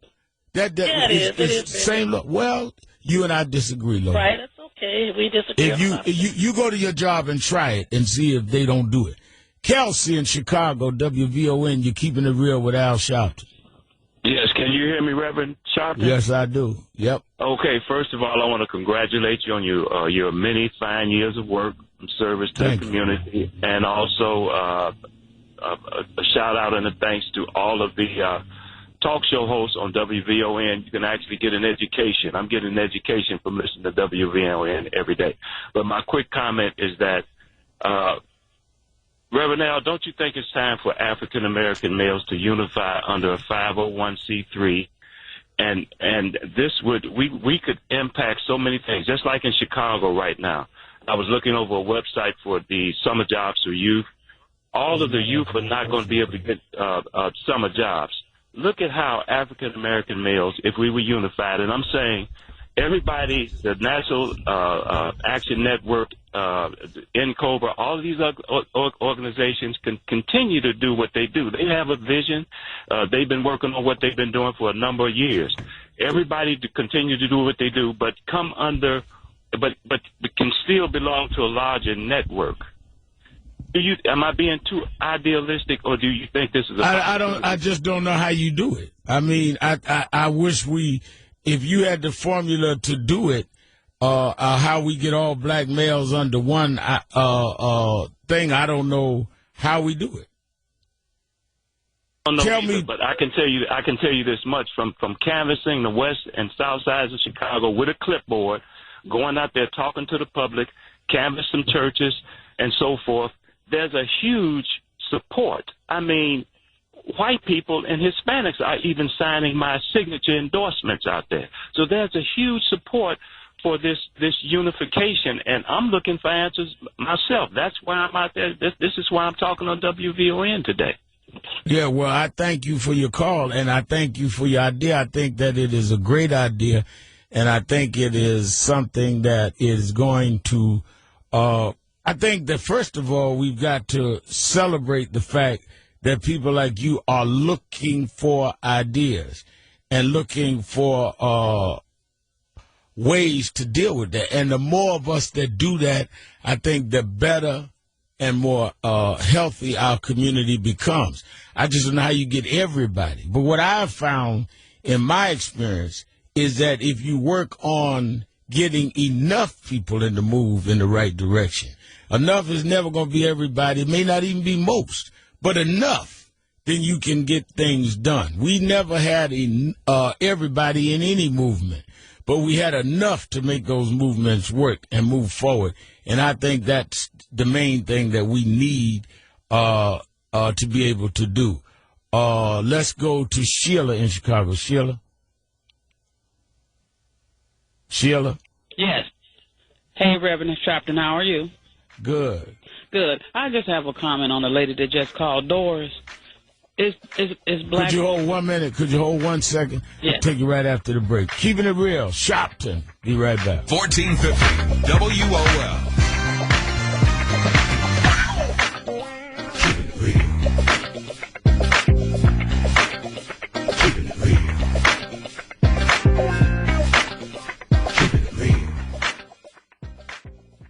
Don't complain about your cable bill going up and up and up. Do something about it. Grab a pen and jot down this special number. Call 800-381-7101. The more cable TV rates go up, the better digital satellite TV looks. Say goodbye to the cable guy and get more of your favorite channels in 100% digital quality for much less money. Call MyTV at 800-381-7101. Sign up for packages starting as low as $19.99. Best of all, there's no equipment to buy. You get free HD upgrade, a free DVR upgrade, and free professional installation. You control what you watch when you watch it. Record your favorite shows, pause and rewind live TV, even skip the commercials, and watch local channels too. At just $19.99, what are you waiting for? Call 800-381-7101. Say goodbye to the cable guy. Cut costs and get more. Call today. 800-381-7101. That's 800-381-7101. Again, 800-381-7101.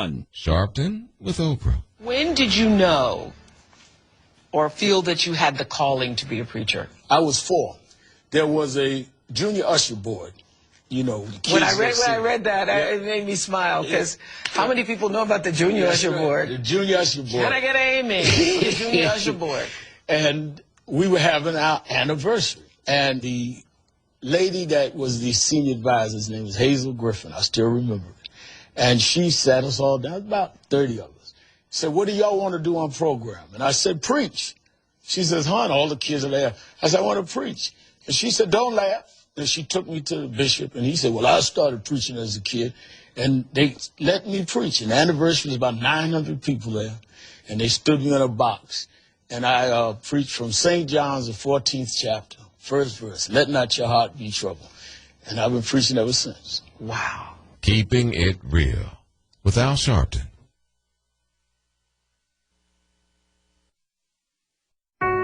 In a moment, cancer changed our lives forever.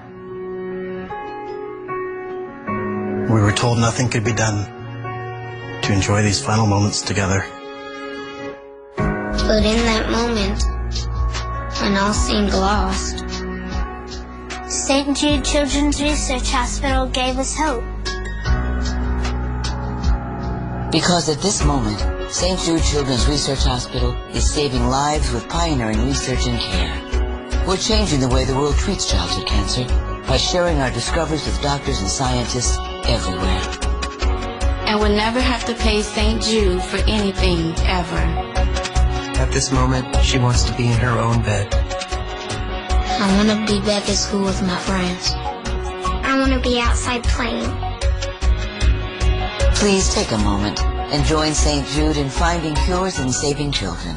Visit stjude.org. Good afternoon. I'm Julie Carpenter. Here is the latest from News1.com. Brought to you by Food Lion. MVP specials include value packs of country-style pork ribs, just $2.99 a pound. Food Lion, grocery shopping made sensible. Flood warnings remain in place all across the D.C. area due to all the rain we saw last night and this morning. Streams can still rise slowly, and water can still cover the road as the levels rise. Floodwaters are usually deeper than they appear. The warnings remain in place until 5 o'clock tonight. The Washington Wizards thanking their fans for a great season. They were eliminated from the playoffs last night by the Indiana Pacers with a 93-80 win in Game 6 at the Verizon Center. The Wizards shot just 2 for 18 from three-point range over the last 8.5 minutes of the game. For Washington, though, it was their best postseason since 1979. I'm Julie Carpenter. When you're looking for news for Black America, go to newsone.com. Get face-to-face with the artists and celebrities you care about on theurbandaily.com, your source for the latest in entertainment news, interviews, and reviews. The Urban Daily's exclusive videos bring you face-to-face with the biggest names in music, movies, and TV. Our editors scour the web for the newest tracks and latest gossip. Theurbandaily.com gets you face-to-face with what's new, what's now, and what's next. Theurbandaily.com.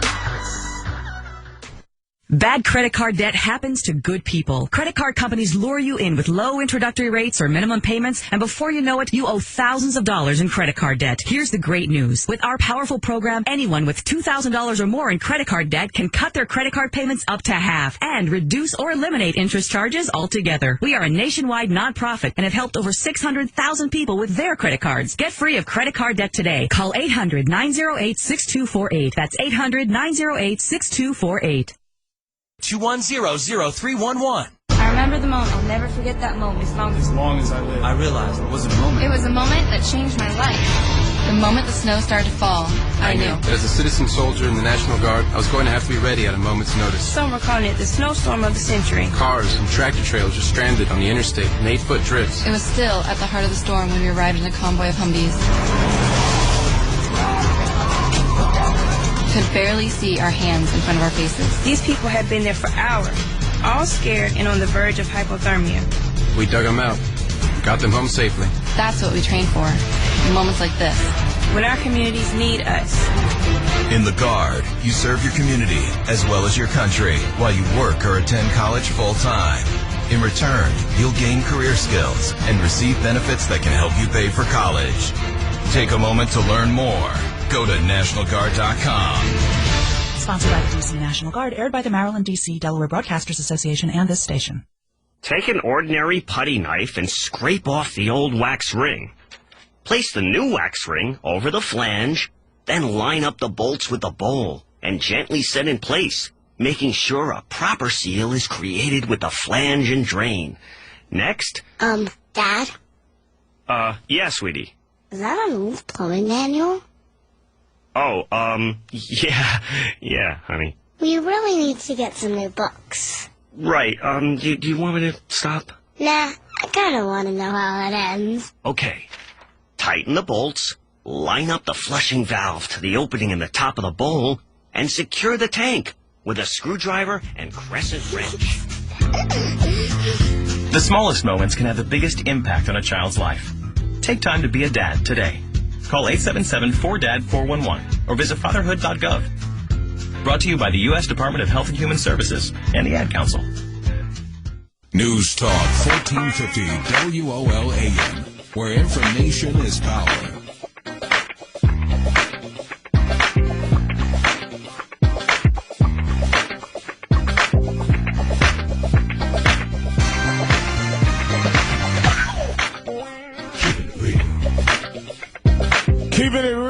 Keeping it real. I'm your host, Reverend Al Sharpton, and we are back, and it's Exhale Friday. Let me go. My Chicago caller's gone. Let me go to our live line. Let me go there to our acting executive director, National Action Network, Janae Ingram, to find out her blog of this week. How you doing, Janae? I'm doing great, Rev. How are you? I'm doing very well. And it is the 60th anniversary tomorrow, May 17th, of Brown versus the Board of Education. And you've written about where we are 60 years later. The First Lady is speaking, not the Vice President, the First Lady speaking in Kansas about it and what it has meant to her, what that decision directly affecting her life. But you talked about it in the context of where we are 60 years later. Tell us about it. Absolutely. I mean, this is a perfect time to sort of reflect and reframe the education conversation. Obviously, 60 years after the decision, the landmark decision made by the Supreme Court in a unanimous decision saying that separate education and separate facilities were not equal, really did a lot for blacks in this country. It was a huge and critical moment that I think opened the door for a lot of other opportunities to sort of happen from that. It's this sense of knocking down a wall. You have to remove it brick by brick. But the reality is that the wall is still there, and there are still remnants of the wall. We've knocked out a lot of bricks, and we've overcome a lot of different things. But education in this country is still something that doesn't necessarily reflect equality.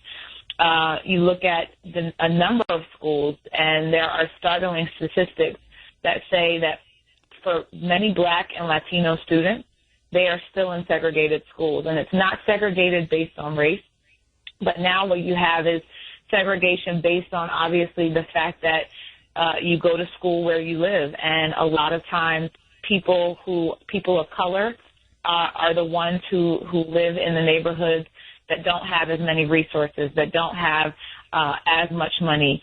And housing plays a huge role into that. And so there is this somewhat coordinated sort of system that's almost cyclical. If you live or lived in, or your grandparents lived in a neighborhood where they weren't able to get the best education, what does that mean when they graduate and become adults? It means that they probably aren't going to be able to get a great job. Or if they can get a great job, maybe they have to work 2 and 3 jobs. And over the years since the Brown decision, we've seen some of those jobs sort of dwindle away just because of the advent of technology and the way that technology has been advancing, which is a good thing. But at the same time, for so many people in these communities, you aren't seeing a push for people to be mechanics or to do some of these jobs that 50, 60 years ago meant that I could lift my family out of poverty. And then you have other issues like the housing issues. And I mentioned briefly in my article, I talk about the fact that you now have this bill that passed out of the Senate Banking Committee just this week that will eliminate Freddie and Fannie, but also there's not a specific measure on affordable housing. And we see things like this. Wait a minute, whoa, slow down. Freddie and Fannie, explain that for people that may not know, that are not up on government breakdown. You say it like everybody knows what you're talking about. This is true. Sometimes I get into my D.C. speak, and I forget that I have to break it down for people. So Fannie Mae and Freddie Mac are government-sponsored entities that help people buy homes. And when we had the housing bubble burst in the 2007-2008, a lot of people looked at those two entities as somewhat being responsible, even though they technically weren't. And if we go back and look at the history, you had many mortgage makers who were making these loans to people that they knew people could not afford to make. And so in a lot of ways, Fannie Mae and Freddie Mac, who have been crucial in helping people, homeowners, purchase their first home or affordable home, providing opportunity for people who don't maybe have as much money to buy affordable homes. They've been very crucial in helping black and brown people, first-time home buyers, working-class people purchase homes through the government assistance. And so this new bill will eliminate those two programs and essentially cause harm to affordable housing as we know it. Now, the way this bill was framed was that they were blaming Freddie and Fannie, as they're known, for the mortgage failure when, in fact, they weren't, which you explained. So this is where people understand how the bill got passed. So go ahead. So ultimately now what we have is a situation where there won't be as many opportunities for people who are first-time home buyers, who are working class, who have, want to achieve the American dream, to do that through home ownership. And it's a huge roadblock that affects not only home ownership, but obviously everything that goes along with that, including education. And so we have to think about things not so segmented. Yes, we talk about education and we talk about the advances that we've made. But when we think about this, it is much more a coordinated thing. People need to be able to live in communities where they can provide better lives and better opportunities for their family and for their children. A parent who, fortunately, my parents were able to take me from Camden, New Jersey and move me to the suburbs of Cherry Hill, which meant that I had better outcomes than some of my friends. But had they not been able to do that, who's to say that I would not have been, in a cycle where now I can't move my children to a better neighborhood with better schools and better opportunity. That's what we all want. And when we talk about the American dream, when we talk about Dr. King's dream, that's what we're dealing with.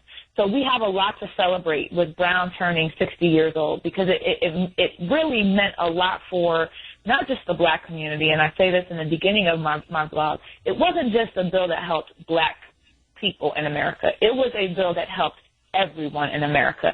And I think too many times our civil rights legislation is looked at as being something that only helped black people. No, it helped black people so that it could help everybody else. And we've seen a lot of other people have advantages because of these types of bills. And we celebrate this landmark decision. But we know that we still have a lot of work to do to really take down the rest of that wall. Have we seen a regression in the equal education? Because when I look at the fact that we have different results, I'm looking for the right word. All right, I'll use the term that they use in terms of the achievement gap or the education gap. We are still not getting equal education. We absolutely are not getting equal education, and that's the reality. Again, I mentioned that in my blog. It's one of those things where schools that are in better communities, the parents are able to be involved more because, they have a job that's flexible. They're not working an hourly and getting paid an hourly wage that is probably substandard or below what the cost of living really is. So their parents can be more involved. Their schools have better equipment. They have computers in every classroom. They have, so we talk about the ways that we learn even. It's way more adaptive for these types of schools that have all of these resources to be adaptive in the way that their students learn. When you deal with, inner city and a lot of the lower income people, there's a lot more that comes along with that. The teachers aren't always as qualified, and even when they are, it's hard to retain them because the pay may not be reflective of what it needs to be. So there are so many issues at work. There is not a quality education in the system, and I think that's evident in the testing. I think that's evident, and I say that obviously knowing that not everyone tests the same, so I don't want to make it seem like I think that the testing in and of itself is always an accurate measure of knowledge, because it's not. But you see it in the ability of students to read, how students are passed from grade to grade in some inner cities. It's detrimental to us really achieving equality, because when you do this, you sort of undermine any attempts of equality, I think, in a lot of ways. And so we have to really take this opportunity to examine how do we, as a community and as community activists and organizers, how do we address education? I got that music. You hear the music. I'm going to have to go. We're going to be addressing it in Harlem at the Saturday Action Rally in the morning. I'll be there. 60th anniversary. We're going to deal with it. 145th and Lenox, 9 to 11. And you can follow you around the country at nationalactionnetwork.net or listen at 1190 WLIB. Sunday, 3 o'clock, I'll be at the Kravitz Convention Center in West Palm Beach, Florida.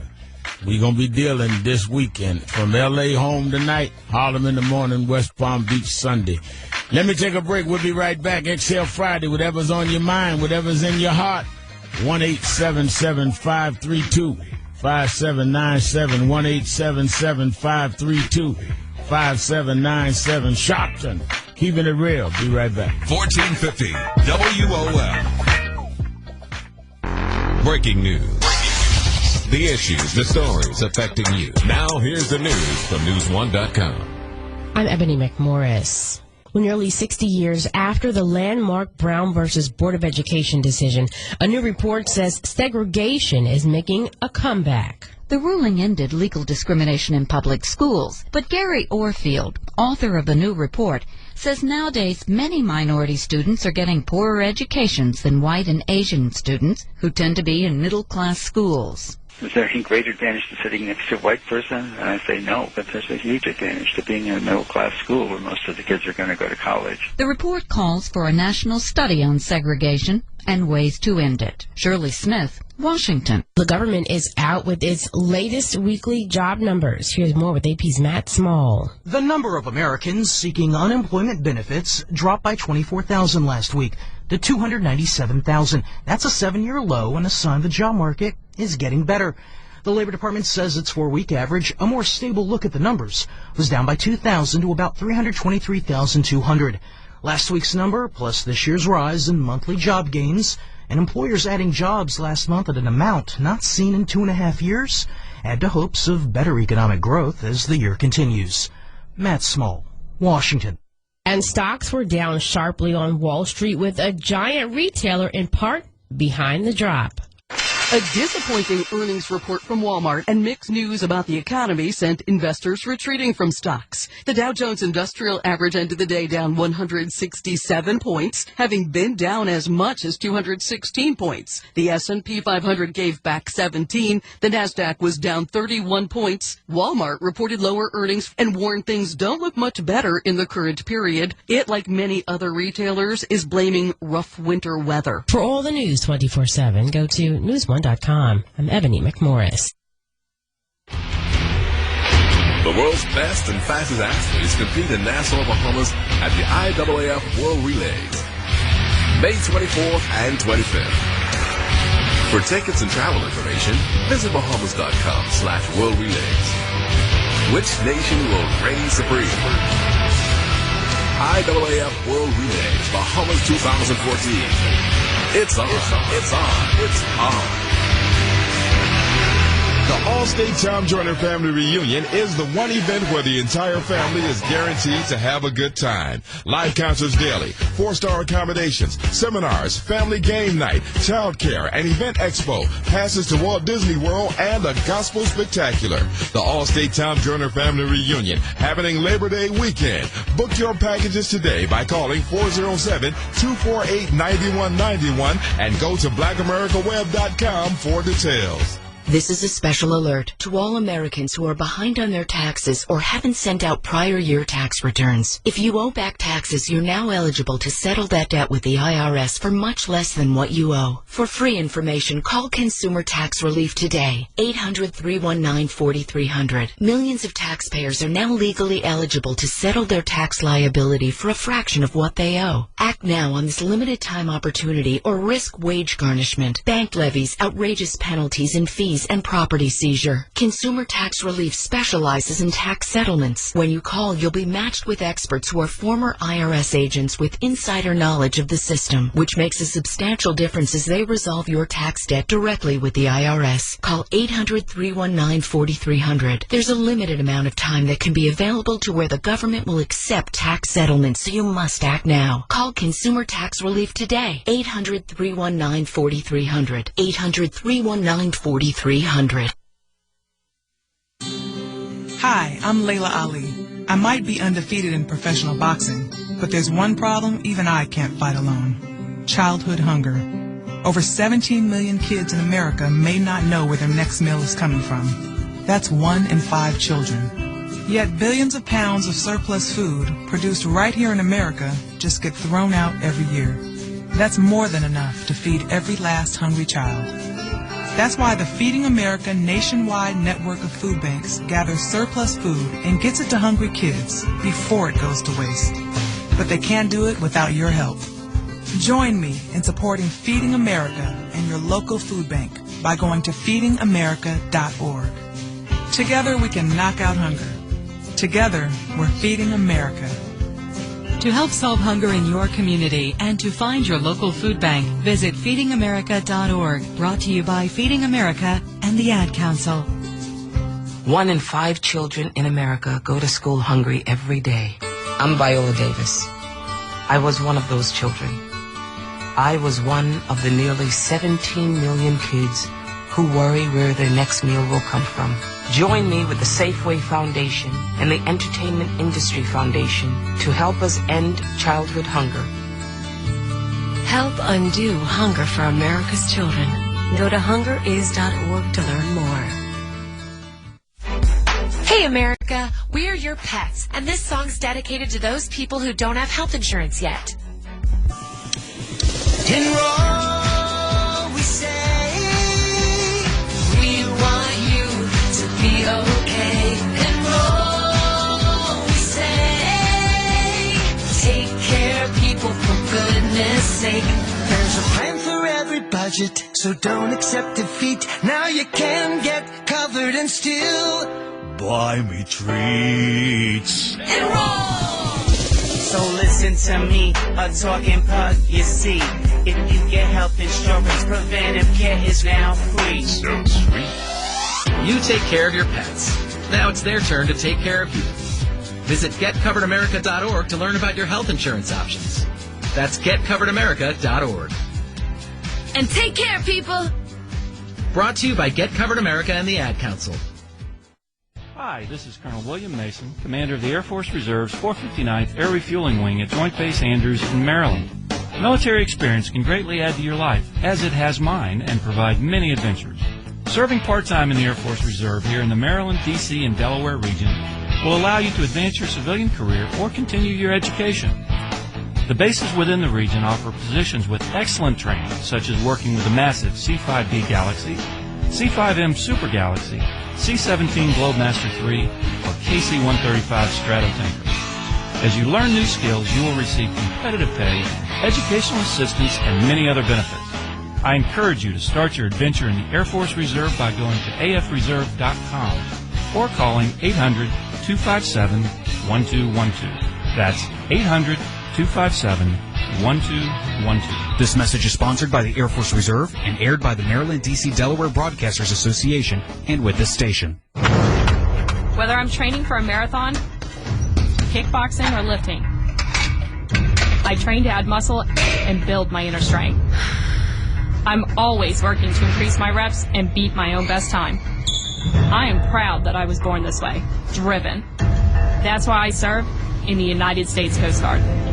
You can find me on a Coast Guard cutter, along with my shipmates, who are a lot like me, driven and committed to our country and the safety of our citizens. We collect maritime intelligence. We catch drug smugglers approaching our coasts, and we're ready to respond to emergency calls from vessels in distress. 24/7, no matter our mission, we expect the very best from each other. We were born for this. We were born for the Coast Guard. Were you born ready for the Coast Guard? Learn more at gocoastguard.com. Sponsored by the United States Coast Guard in cooperation with the Maryland, D.C. Delaware Broadcasters Association and this station. The audience at the Apollo is twice as likely. The people at my family reunion are twice as likely. My classmates at Morehouse College are twice as likely. Many listeners to this radio station are twice as likely. It's called The Odds. And the odds are African Americans are nearly twice as likely to suffer a stroke as white Americans. There are steps you can take to help beat the odds. Start by calling 1-888-4-STROKE or go to strokeassociation.org. Join the power to end stroke. Brought to you by the American Stroke Association and the Ad Council. 1450 WOL, Washington, D.C. and WPRS HD2 Waldorf, Washington. A Radio 1 station and worldwide at WOLDCnews.com. To keep up the relentless march for change. When Dr. Martin Luther King Jr. was marching for change, his vision was one of a country that lived up to the promise of its founding documents. And today, 45 years to the day after Dr. King was struck down. It's a vision the National Action Network has carried on as your own, becoming one of America's most forceful voices in the fight for justice and equality. Fighting for justice for all, truth, and the real American way. He's America's civil rights leader, the Reverend Al Sharpton. Keeping it real. I'm your host, Reverend Al Sharpton, live from Los Angeles, headed home for the Saturday Action Rally. And again, we'll be dealing with the 60th anniversary of Brown versus the Board of Education in the morning, Saturday rally, and then on into Florida, where I'll be preaching at the Kravitz Convention Center, West Palm Beach, on Sunday, 3 o'clock. Dottie Peoples will be singing. Expect to have a great time there with Reverend William Franklin Richardson III. That's our chairman's son, who's pastoring Grace in Port St. Lucie, Florida. It is Exhale Friday. We're joined, as we are most Fridays, by the one and only columnist and the senior editor of the NNPA News Service, the one and only George Curry. How you doing, George? You go to L.A., I thought you were going to Lower Alabama. I didn't think you were going to Los Angeles. Where your folks No, I'm in Los Angeles. Oh, okay. Though I tell people I'm here because of the issue that we're going to you with. They removed the Lifetime Achievement Award from the NAACP local chapter. That removed the president. So therefore, I came, and the mayor of L.A. came and received our awards. We were not coming as long as Sterling was being honored. And then, you know, we have an office of the network here in L.A., but I tell people L.A. is not all Hollywood and Beverly Hills, because where Nan is just like any community in America, that a lot of people don't get that picture of Los Angeles, that there's a depressed side of L.A. In fact, much of L.A. is that way. And people just don't understand that.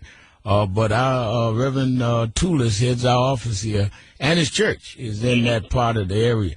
But let me go. I was anxious to talk to you because you wrote a column, provocative column. I don't know why anyone would think George Curry would ever write anything provocative. Just so shocking. But you wrote a column, why would a white racist have sex with a person of color? Tyler column, the question no one is asking Donald Sterling. I mean, please elaborate on that. Well, it's an obvious one. I mean, if you don't like black people, you don't want them to come to your arena, then how is it you can talk white and sleep black? And so I raised that question, and I said, I don't know what goes on in his mind, but we have a long history of that in this country. Right. You think about Thomas Jefferson. Thomas Jefferson enslaved nearly 200 African Americans and had 6 children. People always talk about one. He had 6 children with Sally Hemings. 6. 4 of them who lived to adulthood. And even the Thomas Jefferson Foundation down in Monticello acknowledges that. And so here's a man who was owning slaves, but spending his time with Sally Hemings. Another example, Strom Thurmond. You know, he ran for president in 48 on the Dixiecrat ticket, saying that there weren't enough members in the army troops, not enough army troops, to force white people to accept, to quote, the Negro into our theaters, swimming pools, into our homes and churches. But yet, he slept with his parents' employee and had a baby by it, S.A. Washington Williams. And so, and he referred to us as Negroes and that kind of thing. But he was 16 years, his relationship, his sexual encounter, the maid was 16 years old. And he impregnated him. So this is a long, long history, and it's one-way street. Let's be clear on this. It's not that they've been opposed to interracial sex. It's they're opposed to black men with white women. As long as a white man with a black woman, that's okay. In fact, South Carolina had a law where even if you were a free man, you were free during the colonial period, and you had sex with a white woman, you would automatically lose your freedom. That's how that was the law. Yeah. That was the law. Absolutely. Now, what is the psychological analysis of this? That they're just property and they're just playing with them as toys and property? Well, I don't claim to know the answer to that, but it certainly is inconsistent. It's like we think we're less than human. That's what they call us. Even Abraham Lincoln believed in white superiority, and yet when it comes to sex, somehow it's okay. And they had to create these myths to rationalize their behavior toward us, starting with slavery. If you don't say you're less than human, we're less than human, how can you justify your behavior against us? And even especially when you call yourself a Christian. So they have to find some contorted kind of way to say, well, if they were human, that'd be one thing, but they're not human. But we're human enough to be used, and black women had no choice in this. All right, let's take some calls. That's as always, you right on the edgy conversation. David from New York, you keeping it real with Al Sharpton and George Curry. First time caller. Yes, sir. Go ahead. How you doing, Rev? First time caller. I'm all right. Good. Rev, I wanted to talk about, and just to touch on very briefly on what you were just talking about with Mr. Curry. It's a fallacy. The whole racism, the whole idea of their superiority, it's just a fallacy. That's all it is. But Reverend, I wanted to talk about the unemployment extension benefits and the House dragging their feet and not making it happen. Reverend, I truly believe that they would like to deliver a low-cost workforce. I mean, I can't find any other reason why they would do something like this, because there are unemployed Republicans also. Mm-hmm. You wouldn't do this to your own voting base unless there is a overriding objective, and that is to deliver a low-cost workforce. Now, you have all these, and one of the results of you doing that, you see all these auto recalls? I mean, at one point, the auto industry, they were one of the highest paying jobs. But now you can get them for $14 an hour in some of these positions. Mm. And the other union positions, they've been cut. Their salaries have been cut. So what is my incentive, really, to do a great job? To be happy, whistling to work. And you're paying me $14 an hour to put together a 4, 5, 8-ton behemoth that's supposed to safely travel down a roadway. So you get what you get. That's why I bet you, Reverend, if your staff were to track the recalls and the level of hourly wages, you will see that as the hourly wages went down, recalls went up. Now, the thing is that with these Republicans and them doing what they're doing, the Democrats are speaking to the wrong audience. They're speaking to Democrats. We know what they should be supposed to be doing as far as this increase. They should be talking to Republicans who are unemployed and are losing their benefits.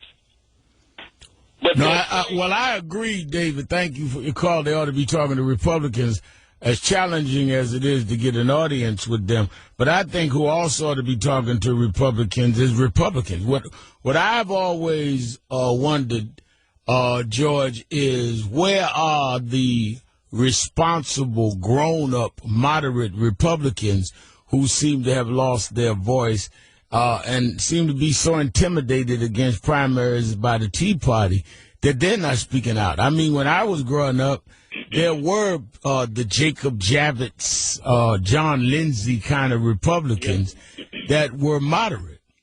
Sure. Charles They've Percy. That voice out of the party, Reverend. They've changed that voice out of the party. Remember when Colin Powell spoke in San Diego, they booed him when he mentioned affirmative action. Right. They have changed the very thing that would help them enlarge their base and achieve some of the goals they purport to want now. They have chased that voice out of the party. Even the black ones. if you're not against affirmative action, there's no place for you in terms of prominence in the Republican Party. Before you had your Bill Coleman, your Arthur Fletcher, they were Republican, but they did not compromise on civil rights. They have chased that whole voice out of the party. In fact, as if one is to be honest, Arthur Fletcher under the Nixon administration helped to frame affirmative action, helped to author it, and the Philadelphia Plan, right, to desegregate these construction unions. And he was a black Republican. And a proud one. In fact, I did edited a book on the affirmative action debate. He wrote a chapter in on it. So it is something they did not shy away from. But there will be no place for him in the party today. No doubt about it. Let's go to Clifford in North Augusta, South Carolina. Clifford.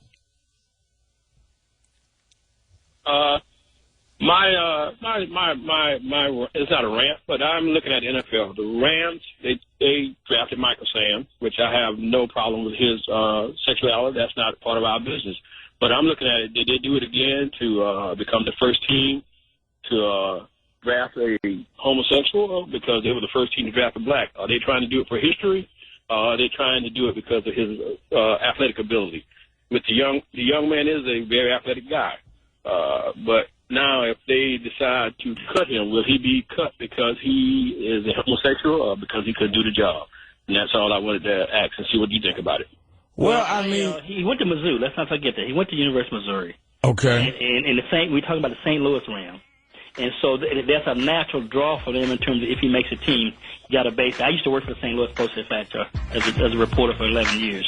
And so that's a natural draw. You know that one. Yeah.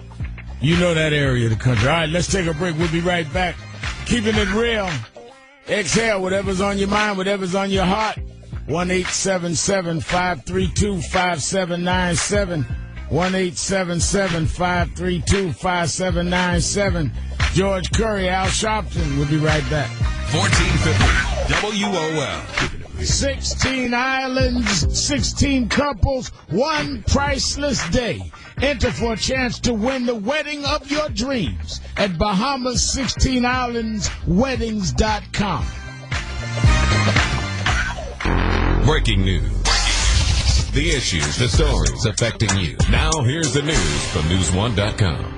I'm Ebony McMorris. The National Memorial at New York's Ground Zero has been dedicated ahead of its opening to the public on May 21st. The hour-long dedication opened with Somewhere and closed with Fanfare for the Common Man. In between, President Obama celebrated the story of the man in the red bandana, a 24-year-old who rescued many co-workers at the cost of his own life, and Fire Lieutenant Mickey Cross, who survived the collapse, got a standing ovation, and recalled the immediate post-9/11 spirit. We had come together at Ground Zero to help each other out. There was a real sense of caring for one another. This is something we should never forget and never stop doing. 4 governors and 3 mayors took part. In addition to President Obama, former President Clinton was in the dedication audience. Warren Levinson, New York. The State Department admits it could have been quicker to designate Boko Haram as a terror organization. The State Department wanted to add the militant group to the foreign terror organization list 2 years ago, but Nigeria opposed the move, fearing it would give the group more credibility. Republicans are criticizing former Secretary of State Hillary Rodham Clinton for not making the move, and Senator Marco Rubio asked Principal Deputy Secretary of State Robert Jackson if it was a mistake. We might have done it earlier. I think the important thing is that we have done it. Jackson says the U.S. will now be quicker to act on its own assessments. The State Department does say that they are still making this a top priority. A State Department Africa specialist, Robert Jackson, says the U.S. is providing Nigeria with a variety of help to deal with the month-long crisis. He warned a Senate panel that the kidnapping of the girls is part of a growing trend of violence by the militant group. For all the news 24/7, go to News1.com. I'm Ebony McMorris. Guys, think you need to boost your testosterone?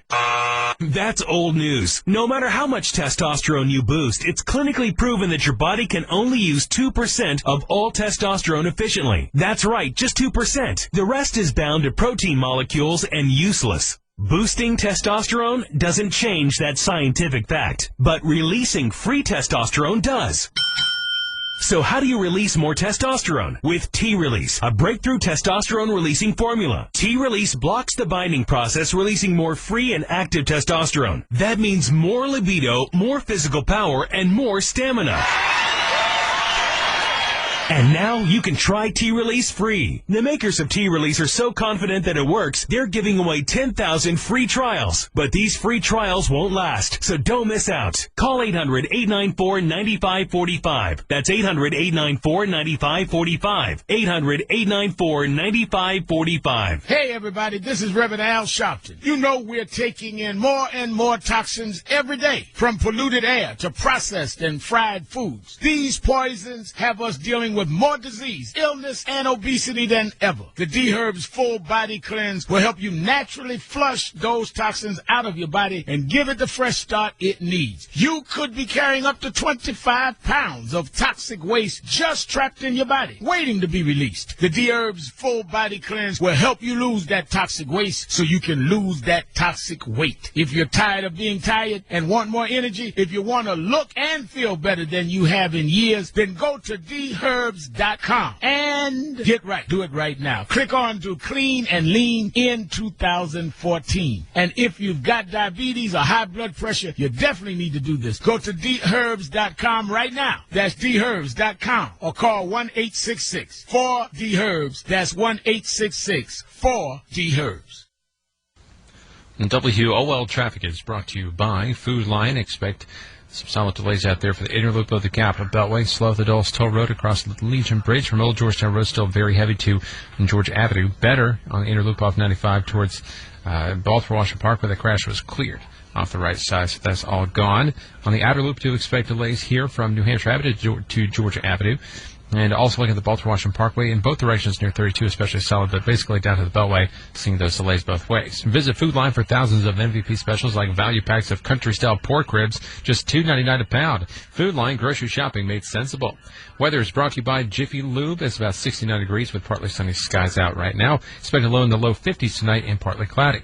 Stop by Jiffy Lube to get your ride road ready for summer. You might be surprised at the services they provide, and all without an appointment. Visit JiffyLubeDC.com. I'm Eric Smith for News Talk 1450 AM WOL, where information is power. Elevate your mind. Elevate your spirit at Elevate.com. Discover keys to improve your finances, health and fitness tips, and daily articles to uplift your spirits throughout your day. Build yourself for better living. Enter into serenity. Experience growth. It is all here at Elevate.com. Visit www.elev8.com today. Elevate.com, empowering you. Do you have student loans? Are you worried about making your payments? Don't worry, we can help you. If you're behind, if you're late, or even if you are in default on your student loans, we can help consolidate your student loans into one affordable monthly payment and cut your payments right away. We provide student loan relief, getting you relief from your student loans fast, no matter how much you owe or how far behind you are on payments. Call our established student aid toll-free assistance line right now at 800-967-7516. We can fix your student loan problems guaranteed, and this is a government program, so there is no credit check. You may even qualify for the government's income-based program, which means you could pay as little as $5 per month. Call 800-967-7516 now. We've helped thousands of people just like you fix their student loans. Our specialists are waiting for your call. Call 800-967-7516. That's 800-967-7516. Again, 800-967-7516. 432. Are you thinking about getting your GED diploma? Well, here at the GED Pep Talk Center, we've got a number of pep talks that can motivate you. Sometimes things don't always turn out the way you want them to. You know that feeling? People look at you and don't believe in you. You want some gentle encouragement. Then you're on your way to your GED diploma and a better life. But I know you're probably just a little bit nervous. You can find it in yourself to take that first step. You can improve your future. You can do this. I know you can. You need to start pushing yourself. Now get your game face on and take the first step towards a better life. Hurry up. Don't make me repeat myself. Whatever level of motivation you need to get your GED diploma, we've got a pep talk that's right for you. Call 1-877-38-YOUR-GED or visit yourged.org for your pep talk and find free GED classes in your area. GED is a registered trademark of the American Council on Education. Brought to you by Dollar General Literacy Foundation and the Ad Council. Today might be the day I drop out of school. Today could be the last day I try. My parents alone can't stop me. My friends can't even stop me. But you might be able to. With United Way, you could tutor me, be my mentor, or volunteer to just read with me. If someone had helped me earlier, I might not be struggling. And studies prove that kids who read well by 3rd grade are more likely to graduate. There are tons of ways people like you can help kids like me stay in school. And United Way is calling for you to be one of them. Because it takes 12 years to create a graduate. It takes about the same time to create a dropout. And the difference between me becoming one or the other could be you. Make me a success, not a statistic. Take the pledge to volunteer now at UnitedWay.org. Brought to you by United Way and the Ad Council. Hey, parents of children with asthma, here's another hit from the Breathe Easies. Come on and clean up the mold. Clean up the mold. Mold can trigger asthma in kids young and old. Come on and clean up the mold. Clean up the mold in your house. This song may be fun, but childhood asthma is not. Preventing asthma attacks can be as simple as cleaning up the mold and mildew in your house. For more Breathe Easy tips to help stop asthma attacks, go to noattacks.org. Brought to you by the EPA and the Ad Council. News Talk 1450 WOL-AM, where information is power.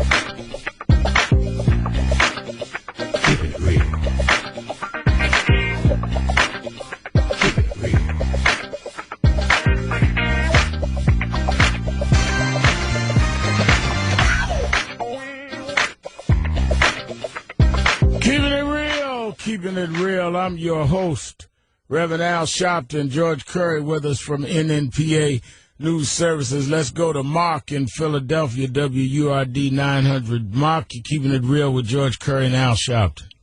Hey, good afternoon, Reverend Brother Al and Mr. Curry. Good afternoon. Mr. Curry, I missed your magazine from the early 90s. I used to get that regularly past the newsstand. Thank you. Yes, sir. Yeah. I wanted to, pertaining to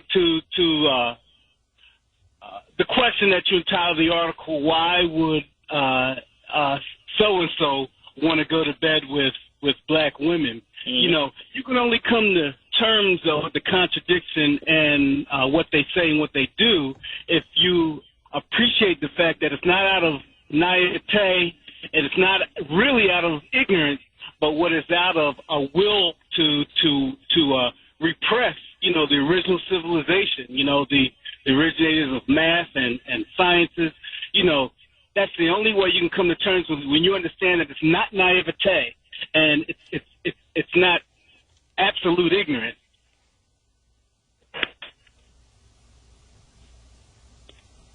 George? Yeah, I never thought it was naivete. I don't think ignorance either. I think it's the fact that they want to exert power, period. They can exert power, and they can do it a lot of times. Their wives knowing it and objecting to it, but because they can, they choose to exploit black people in any way they want to, including sexually.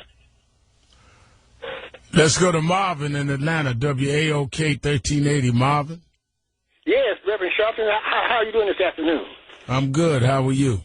Wonderful. Reverend Sharpton, I just wanted to say something about the Brown case, Brown versus Board of Education, based on 12 years of research that I've done. And Brown versus Board of Education was actually a trick that America played on black people because black people were never asking for desegregation. We were asking for equality. And Thurgood Marshall and the NAACP Legal Defense Fund, they were fighting cases for equality. And when you look at the Briggs case, Briggs versus Elliott in South Carolina, the cases in Delaware, Virginia, Washington, D.C., what black people were asking for was equality, because in some states, especially in some cities, we had to walk 5, 6, 7, 8 miles a day to and from school. Black teachers made 1/3 as much as white teachers. Black schools had 2- and 3-room buildings with a coal stove in the middle of the floor and an outdoor toilet. White schools had brick buildings with gymnasiums, cafeterias, all these things. We were asking for equality. The Supreme Court got the NAACP to merge those cases when the Brown family in Topeka, Kansas, wanted their daughter to go to school with the white folks. The Supreme Court got the NAACP to merge all those cases into one, and those cases became Brown. But those other cases were different and separate from Brown. And we've been tricked with this whole thing. Black people thinking that they were anxious to go to school with white folks, and we were trying to integrate and desegregate and all this. This was not our goal. This was shoved down our throats. And I have a book that I've written on it with 12 years of research about athletic racism and Brown versus Board of Education. And in that book, I've got interviews with people from Clarendon County, South Carolina, and other places where they tell you exactly. Well, who do you think were the ones that tricked us? Who, according to your book? Who tricked us? Yes. It was the Supreme Court. You know, don't forget you had people in the Supreme Court who were Klansmen. But no, but in South Carolina. So you're saying that that the NAACP Legal Defense Fund that brought Brown in the court were duped? What are you saying? Yeah, they were duped, so how were they duped? When what they were asking for is not what they wanted? Huh? What they were asking for from the Supreme Court is not what they wanted? Is that your theory? No. But in the end, but initially what they were asking for, in those cases that I've studied, they were asking for equality. Nobody wanted desegregation. I wanted their child to go to school with white folks because the child almost got hit by a car and, you know, getting off the bus and all that. That was the Brown family in Topeka, Kansas. That's apples and oranges. Those cases in the 40s, because Brown wasn't until the early 50s, 54. But in those cases in the 40s, that what Thurgood Marshall and the Legal Defense Fund was handling, they were dealing with equality. They were asking for equality. No, I think that there were cases that were doing both. I'm a firm believer that a lot of the movement was around desegregation and equality. There's no doubt about that. And there was some that felt the only way to get that is to be able to go to other schools where whites were and busing and all of that. So I think that there were different people that had different views in the same movement. And I think, George, you studied this. I don't think that there was a monolithic view, even all the way through the 60s with Dr. King and them. I think we give people too much credit, act like we were duped. Thurgood Marshall and them knew exactly what they were doing. The reality is this, that, first of all, there were two Brown decisions. Most people don't know that. There was one at 54 and there was one at 55. The first one said separate is inherently equal. And then they saw nothing had happened in a year, came back a year later, and said the school must be desegregated with all deliberate speed. The reality is for the next 10 years, there was very, very little school desegregation. And so the change came 10 years later, exactly 10 years later, when you had the passage of the Civil Rights Act of 1964, which we're celebrating this year. The goal was never to just want to sit next to white folks. Nobody ever said that. But what they found was that the resources were never even close to being adequately being distributed. And the only way that they found that had been successful was you had to go to school where they were giving the resources out. And that was in the other schools were predominantly white schools. And that was the whole point. It was inadequate resources. Cause right in the sense that nobody ever said that the goal is to sit next to white people. The goal was to get a quality education. But they were not providing the black schools with the same resources they were providing the white schools. But Judge Waiters Warings told Thurgood, Judge Waiters Warings in Clarendon County, South Carolina, told Thurgood he was not going to get desegregation. I'm sorry, he was not going to get equality. Well, they tell us a lot of things. Reverend Delane's children, because Reverend Delane was run out of town, they burned his house down and all that. Reverend Delane's children, who I interviewed in the book, said that they were never asking for that, and that those cases were separate. And based on the research that I've done, reading those cases in those states, in Delaware, Virginia, South Carolina, Washington, D.C., we were not asking for desegregation. And in fact, what had happened, they were if we were not asking for desegregation, then what were we asking for? We were asking for equality, and they were slowly moving towards equality. And what evidence do you have of that? We were moving toward it. We weren't even close to moving toward it. I just said for 10 years we had no real significant school desegregation, even after Brown. Even after Brown, yeah. I mean, you lost me on that one, Marvin. How were we moving toward equality? Okay, let me give you an example. No, answer the question, though. You don't give an example. Give us an answer. Well, how are we moving toward equality? We weren't. The way that we were moving towards equality was that whereas we had 2- and 3-room schools with a coast over the middle floor and all that, we ended up with a 10-room building that had more facilities, little small industrial arts and so forth. And that's not moving toward equality to get a better building, and you still have unequal resources. Yeah, I mean, look, I went to school. I finished high school in 1965, and we had a big desegregation case in my school. My principals testified that all the books we got had been handed down from the white schools when they got new books, and they had totally different books. So even in the mid-1960s, this was still a problem. Thank you for your call, Marvin. Let's take a break. We'll be right back. XL Friday, 1-877-532-5797, 1-877-532-5797. Sharpton, keeping it real. Be right back. 1450 WOL.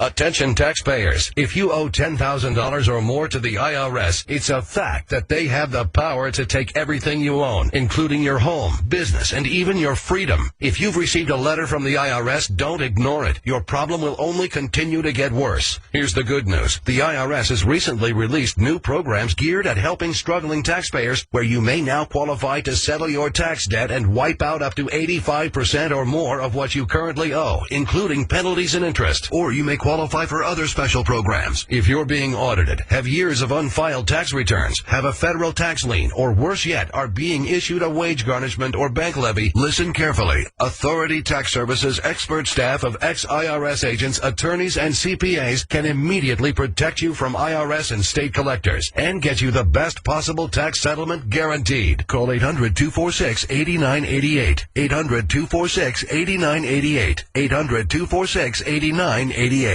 Sharpton with Oprah. I go every day, 5 days a week to 30 Rockefeller Center. They do the big 30 Rock. Every day I walk in there, I think about my mother got on her knees. I can't just... I get that. I was going to be the only brother to talk to Oprah and not cry. I blew that. I blew that. All right, you win, Oprah. Keeping it real with Al Sharpton. Do you know that your chances of dying from a car accident, AIDS, murder, or drug abuse combined are slimmer than your chances of dying from smoking? I'm Harry Belafonte. 47,000 black Americans will die this year. Cigarettes are snuffing out our future. Let us leave the next generation the cleaner bill of health. If you're a smoker, pick today to stop. The National African American Tobacco Prevention Network has begun to work. Please call 407-708-1811 or visit our website at naatpn.org. Your future depends on you.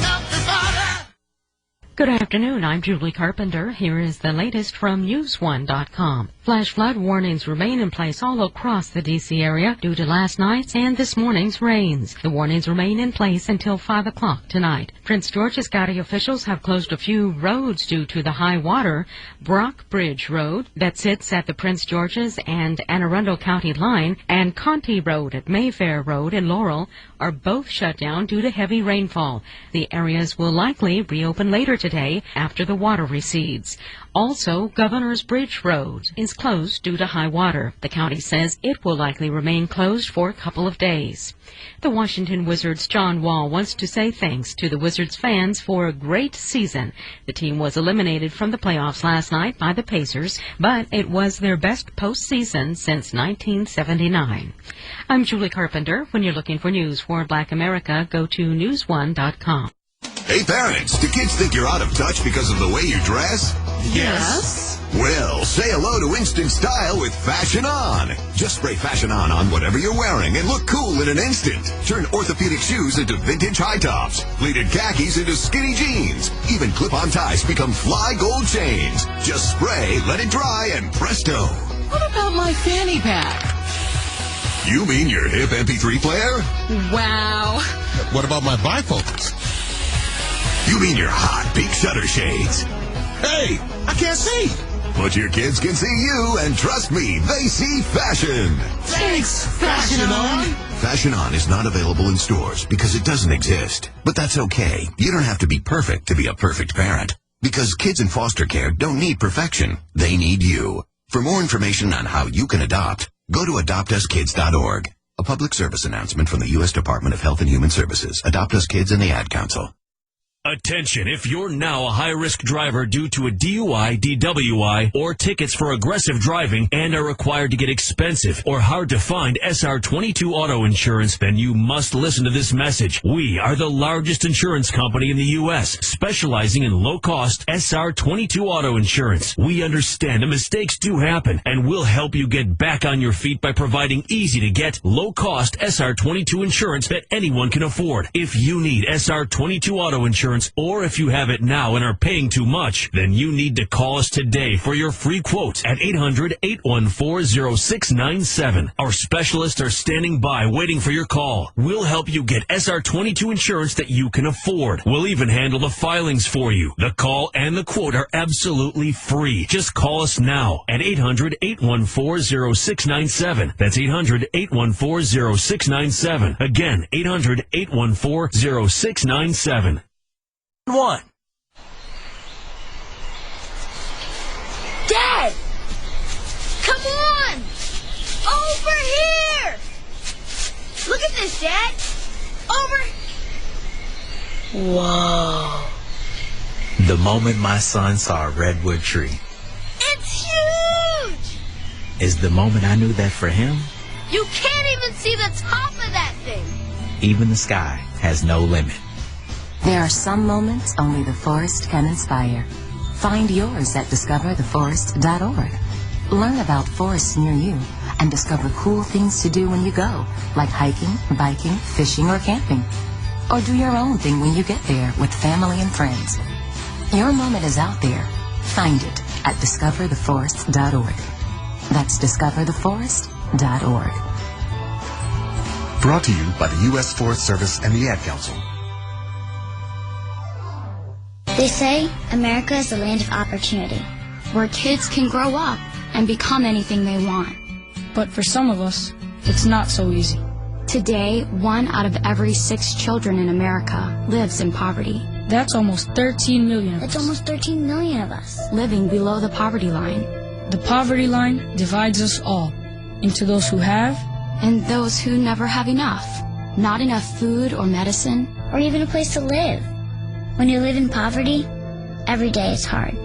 But we don't want a handout. We want a way out. A way out of poverty for me and my family. For good. This is America. This is America. Together, we can do so much. Will you help? Nearly 13 million children in America live below the poverty line. You can make a difference in more ways than you know. Go to povertyusa.org and get involved. A message from the Catholic Campaign for Human Development. News Talk 1450 WOLAM, where information is power.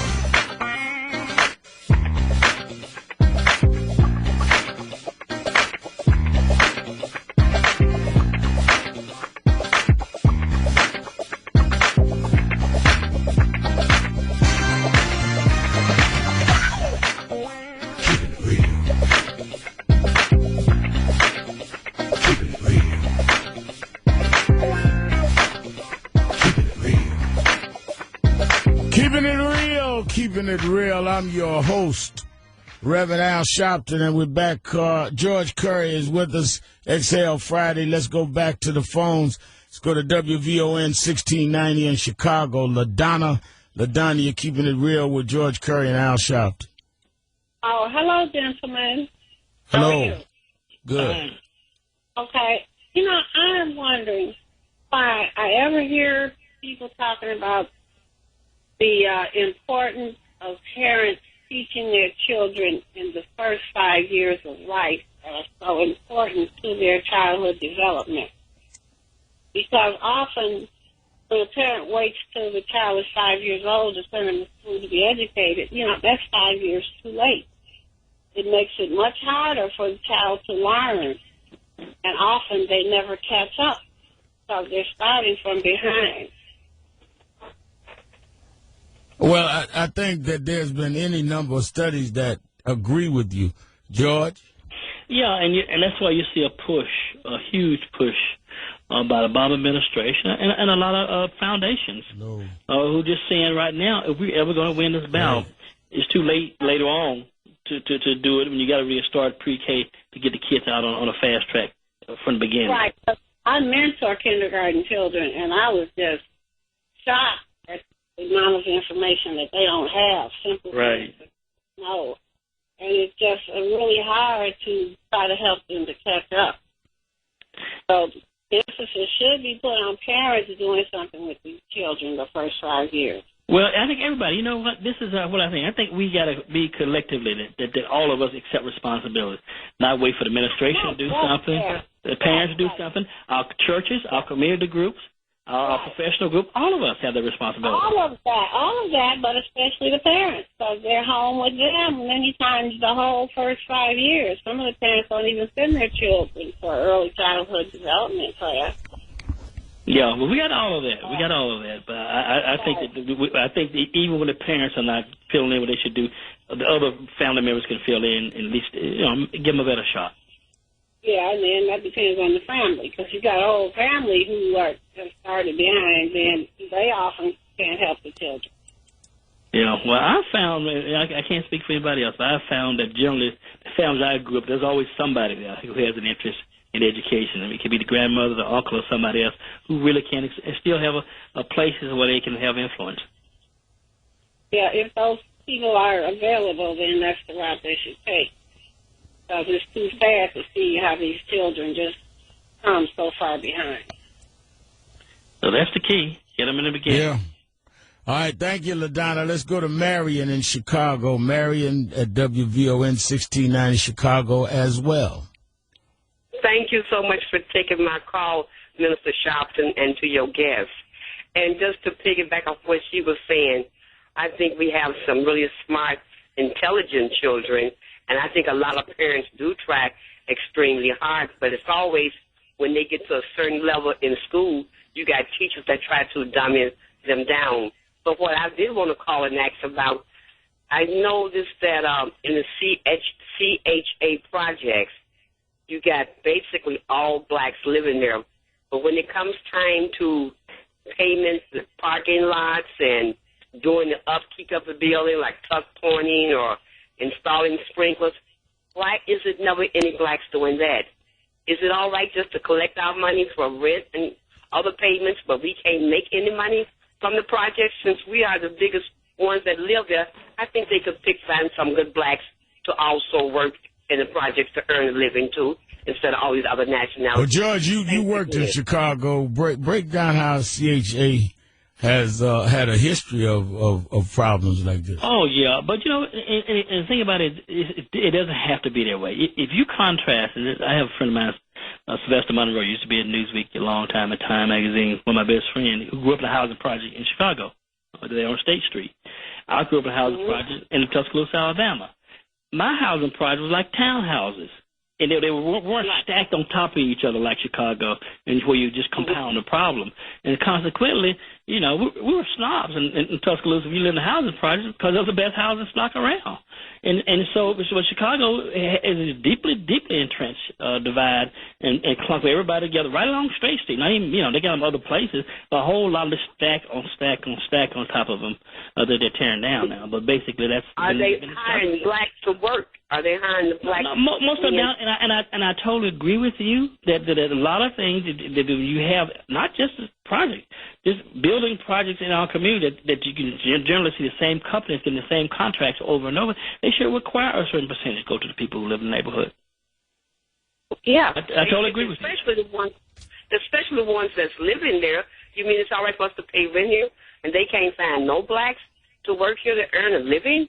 But we can all live in here? I don't understand that. I totally agree with you. We have dominant talent again with finance and money. No, you don't have an argument here, and thank you for your call. And I think that is not only true in Chicago, it's true around the country. Yes. And is true in other areas. Look at anything Everett Glenn's done. They're saying, look, we building these stadiums and don't even have any black contractors. Athletes making all this money for these schools, and everybody making money off of them, but them. Right. And the thing that is amazing about it is that when you raise these questions, you're shaking them down. Like they're not shaking down our community. One of the things, and I really, really want to get into that, and that's one of the reasons why you miss something like Emerge and National Action Network's coming out with a quarterly magazine, Stride, that's going to try to deal with a lot of these. Is that, George, you used to deal with these kind of issues. They have been able to try and use the language of corruption to intimidate legitimate redress in the black community. It is not a shakedown. That whole debate, especially the language around affirmative action, deliberately. But the black press still continues to do that. The black newspapers, black magazines, particularly FBA papers, we're still doing that, and we're going to continue to do it. And because you're not going to get that voice anywhere else, and that's why it's so essential to support our black press.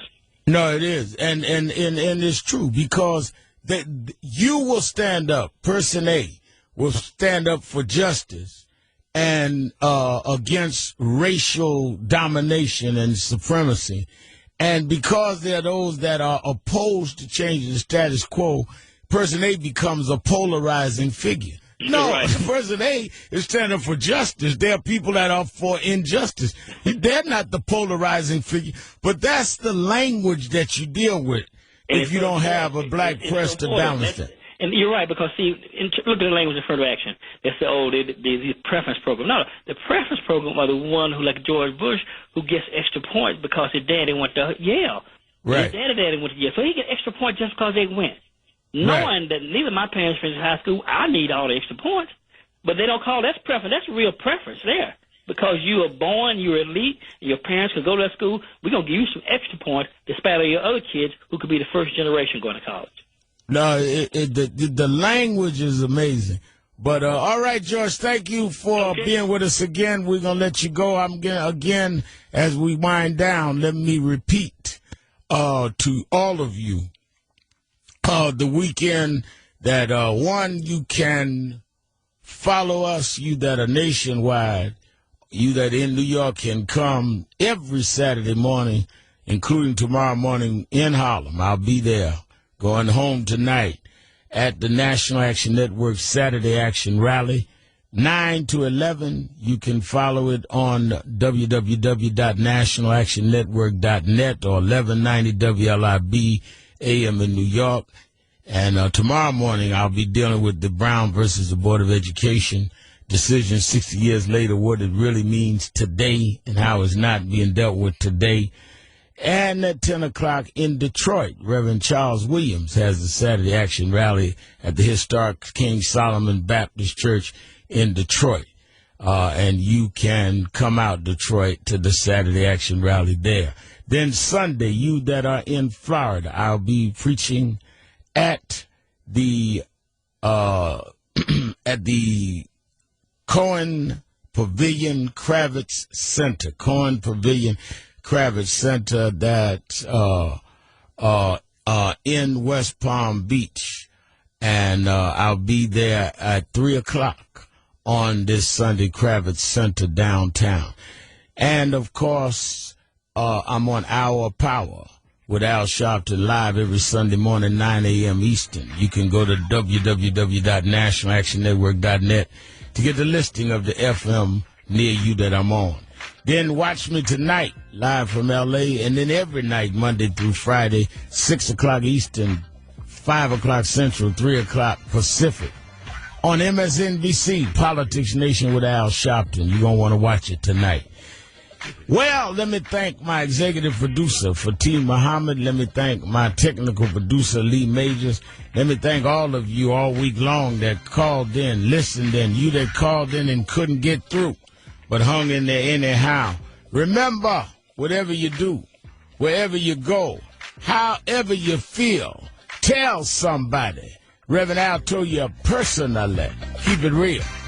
Keep it real. Keep it real. I'll talk to you on Monday. 1450 WOL. Breaking news. The issues, the stories affecting you. Now here's the news from News1.com.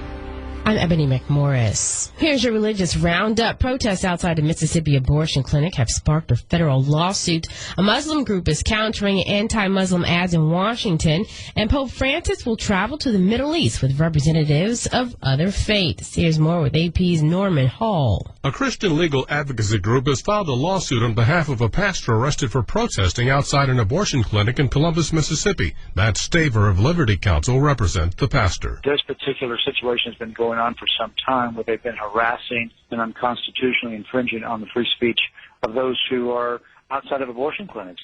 A Muslim civil rights and advocacy group says it will place transit ads in Washington to counter anti-Muslim ads. Council on American Islamic Relations spokesman Ibrahim Hooper says the negative ads were placed by activist Pamela Geller. She has a long history of anti-Muslim bigotry in the most egregious forms. I mean, she brags that she uses the Quran personally as a doorstop. A rabbi and a Muslim leader will join Pope Francis on his upcoming trip to the Holy Land. According to the Vatican, it will be the first time an official papal delegation has included members of other faiths. The late-May trip will have stops in Jordan, the West Bank, and Israel. Well, how much is really being paid in alimony? It apparently depends on who's reporting it to the IRS. You may want to listen up. Alimony payments are tax deductible, and the person getting them is supposed to report the money as income. But that isn't always what happens. An IRS Inspector General's report indicates more than 560,000 taxpayers reported paying a total of $10 billion in alimony in 2010. But their spouses and ex-spouses reported receiving less than $8 billion. In many cases, the spouse who supposedly was paid the alimony did not report the extra income. For all the news 24/7, go to News1.com. I'm Ebony McMorris.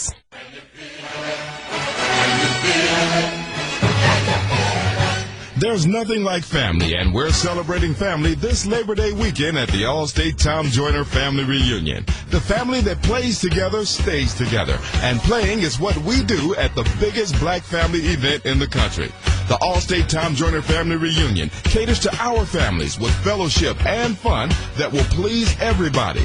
Live concerts daily, 4-star accommodations, seminars, family game night, child care, teen events, and expo filled with daily activities and concerts. Passes to Walt Disney World and the Gospel Explosion Spectacular on Sunday. Make your plans to get your family there. Go to blackamericaweb.com for details or call 407-248-9191 to get booked today. That's 407-248-9191 or go to blackamericaweb.com. Sharpton with Oprah. When did you know or feel that you had the calling to be a preacher? I was 4. There was a junior usher board. You know, the kids When I read that, it made me smile, because how many people know about the junior usher board? The junior usher board. Can I get an amen? The junior usher board. And we were having our anniversary. And the lady that was the senior advisor's name was Hazel Griffin. I still remember it. And she sat us all down, about 30 of us. Said, what do y'all want to do on program? And I said, preach. She says, hon, all the kids are laughing. I said, I want to preach. And she said, don't laugh. And she took me to the bishop, and he said, well, I started preaching as a kid, and they let me preach. And the anniversary was about 900 people there, and they stood me in a box. And I preached from St. John's, the 14th chapter, first verse, let not your heart be troubled. And I've been preaching ever since. Wow. Keeping it real with Al Sharpton. Blue's my favorite color. What's yours? What's yours? Red is my favorite color. What's yours? What's yours? Well, yeller's swiller for this little feller. And me, I'm keen on green. So what's your favorite color? Tell us, please. Kids will spend 20 minutes listening to songs like this. Favorite color? Tell us, please. What's your favorite color? What's your favorite color? What's your favorite color? What's your favorite? How about 2 minutes to brush their teeth? Brushing for 2 minutes now can save your child from severe tooth pain later. For fun 2-minute videos to watch while brushing, visit 2min2x.org. 2 minutes twice a day. They have the time. A message from the Partnership for Healthy Mouths, Healthy Lives and the Ad Council. Hi, this is Colonel Raymond Kozak, commander of the Air Force Reserve's 512 Airlift Wing at Dover Air Force Base in Delaware. Military experience can add greatly to your life, as it has mine, and provide many adventures. Serving part-time in the Air Force Reserve here in the Maryland, D.C., and Delaware region will allow you to advance your civilian career or continue your education. The bases within this region offer positions with excellent training, such as working with the C-5M Super Galaxy, C-17 Globemaster III, or KC-135 Stratotanker. As you learn new skills, you'll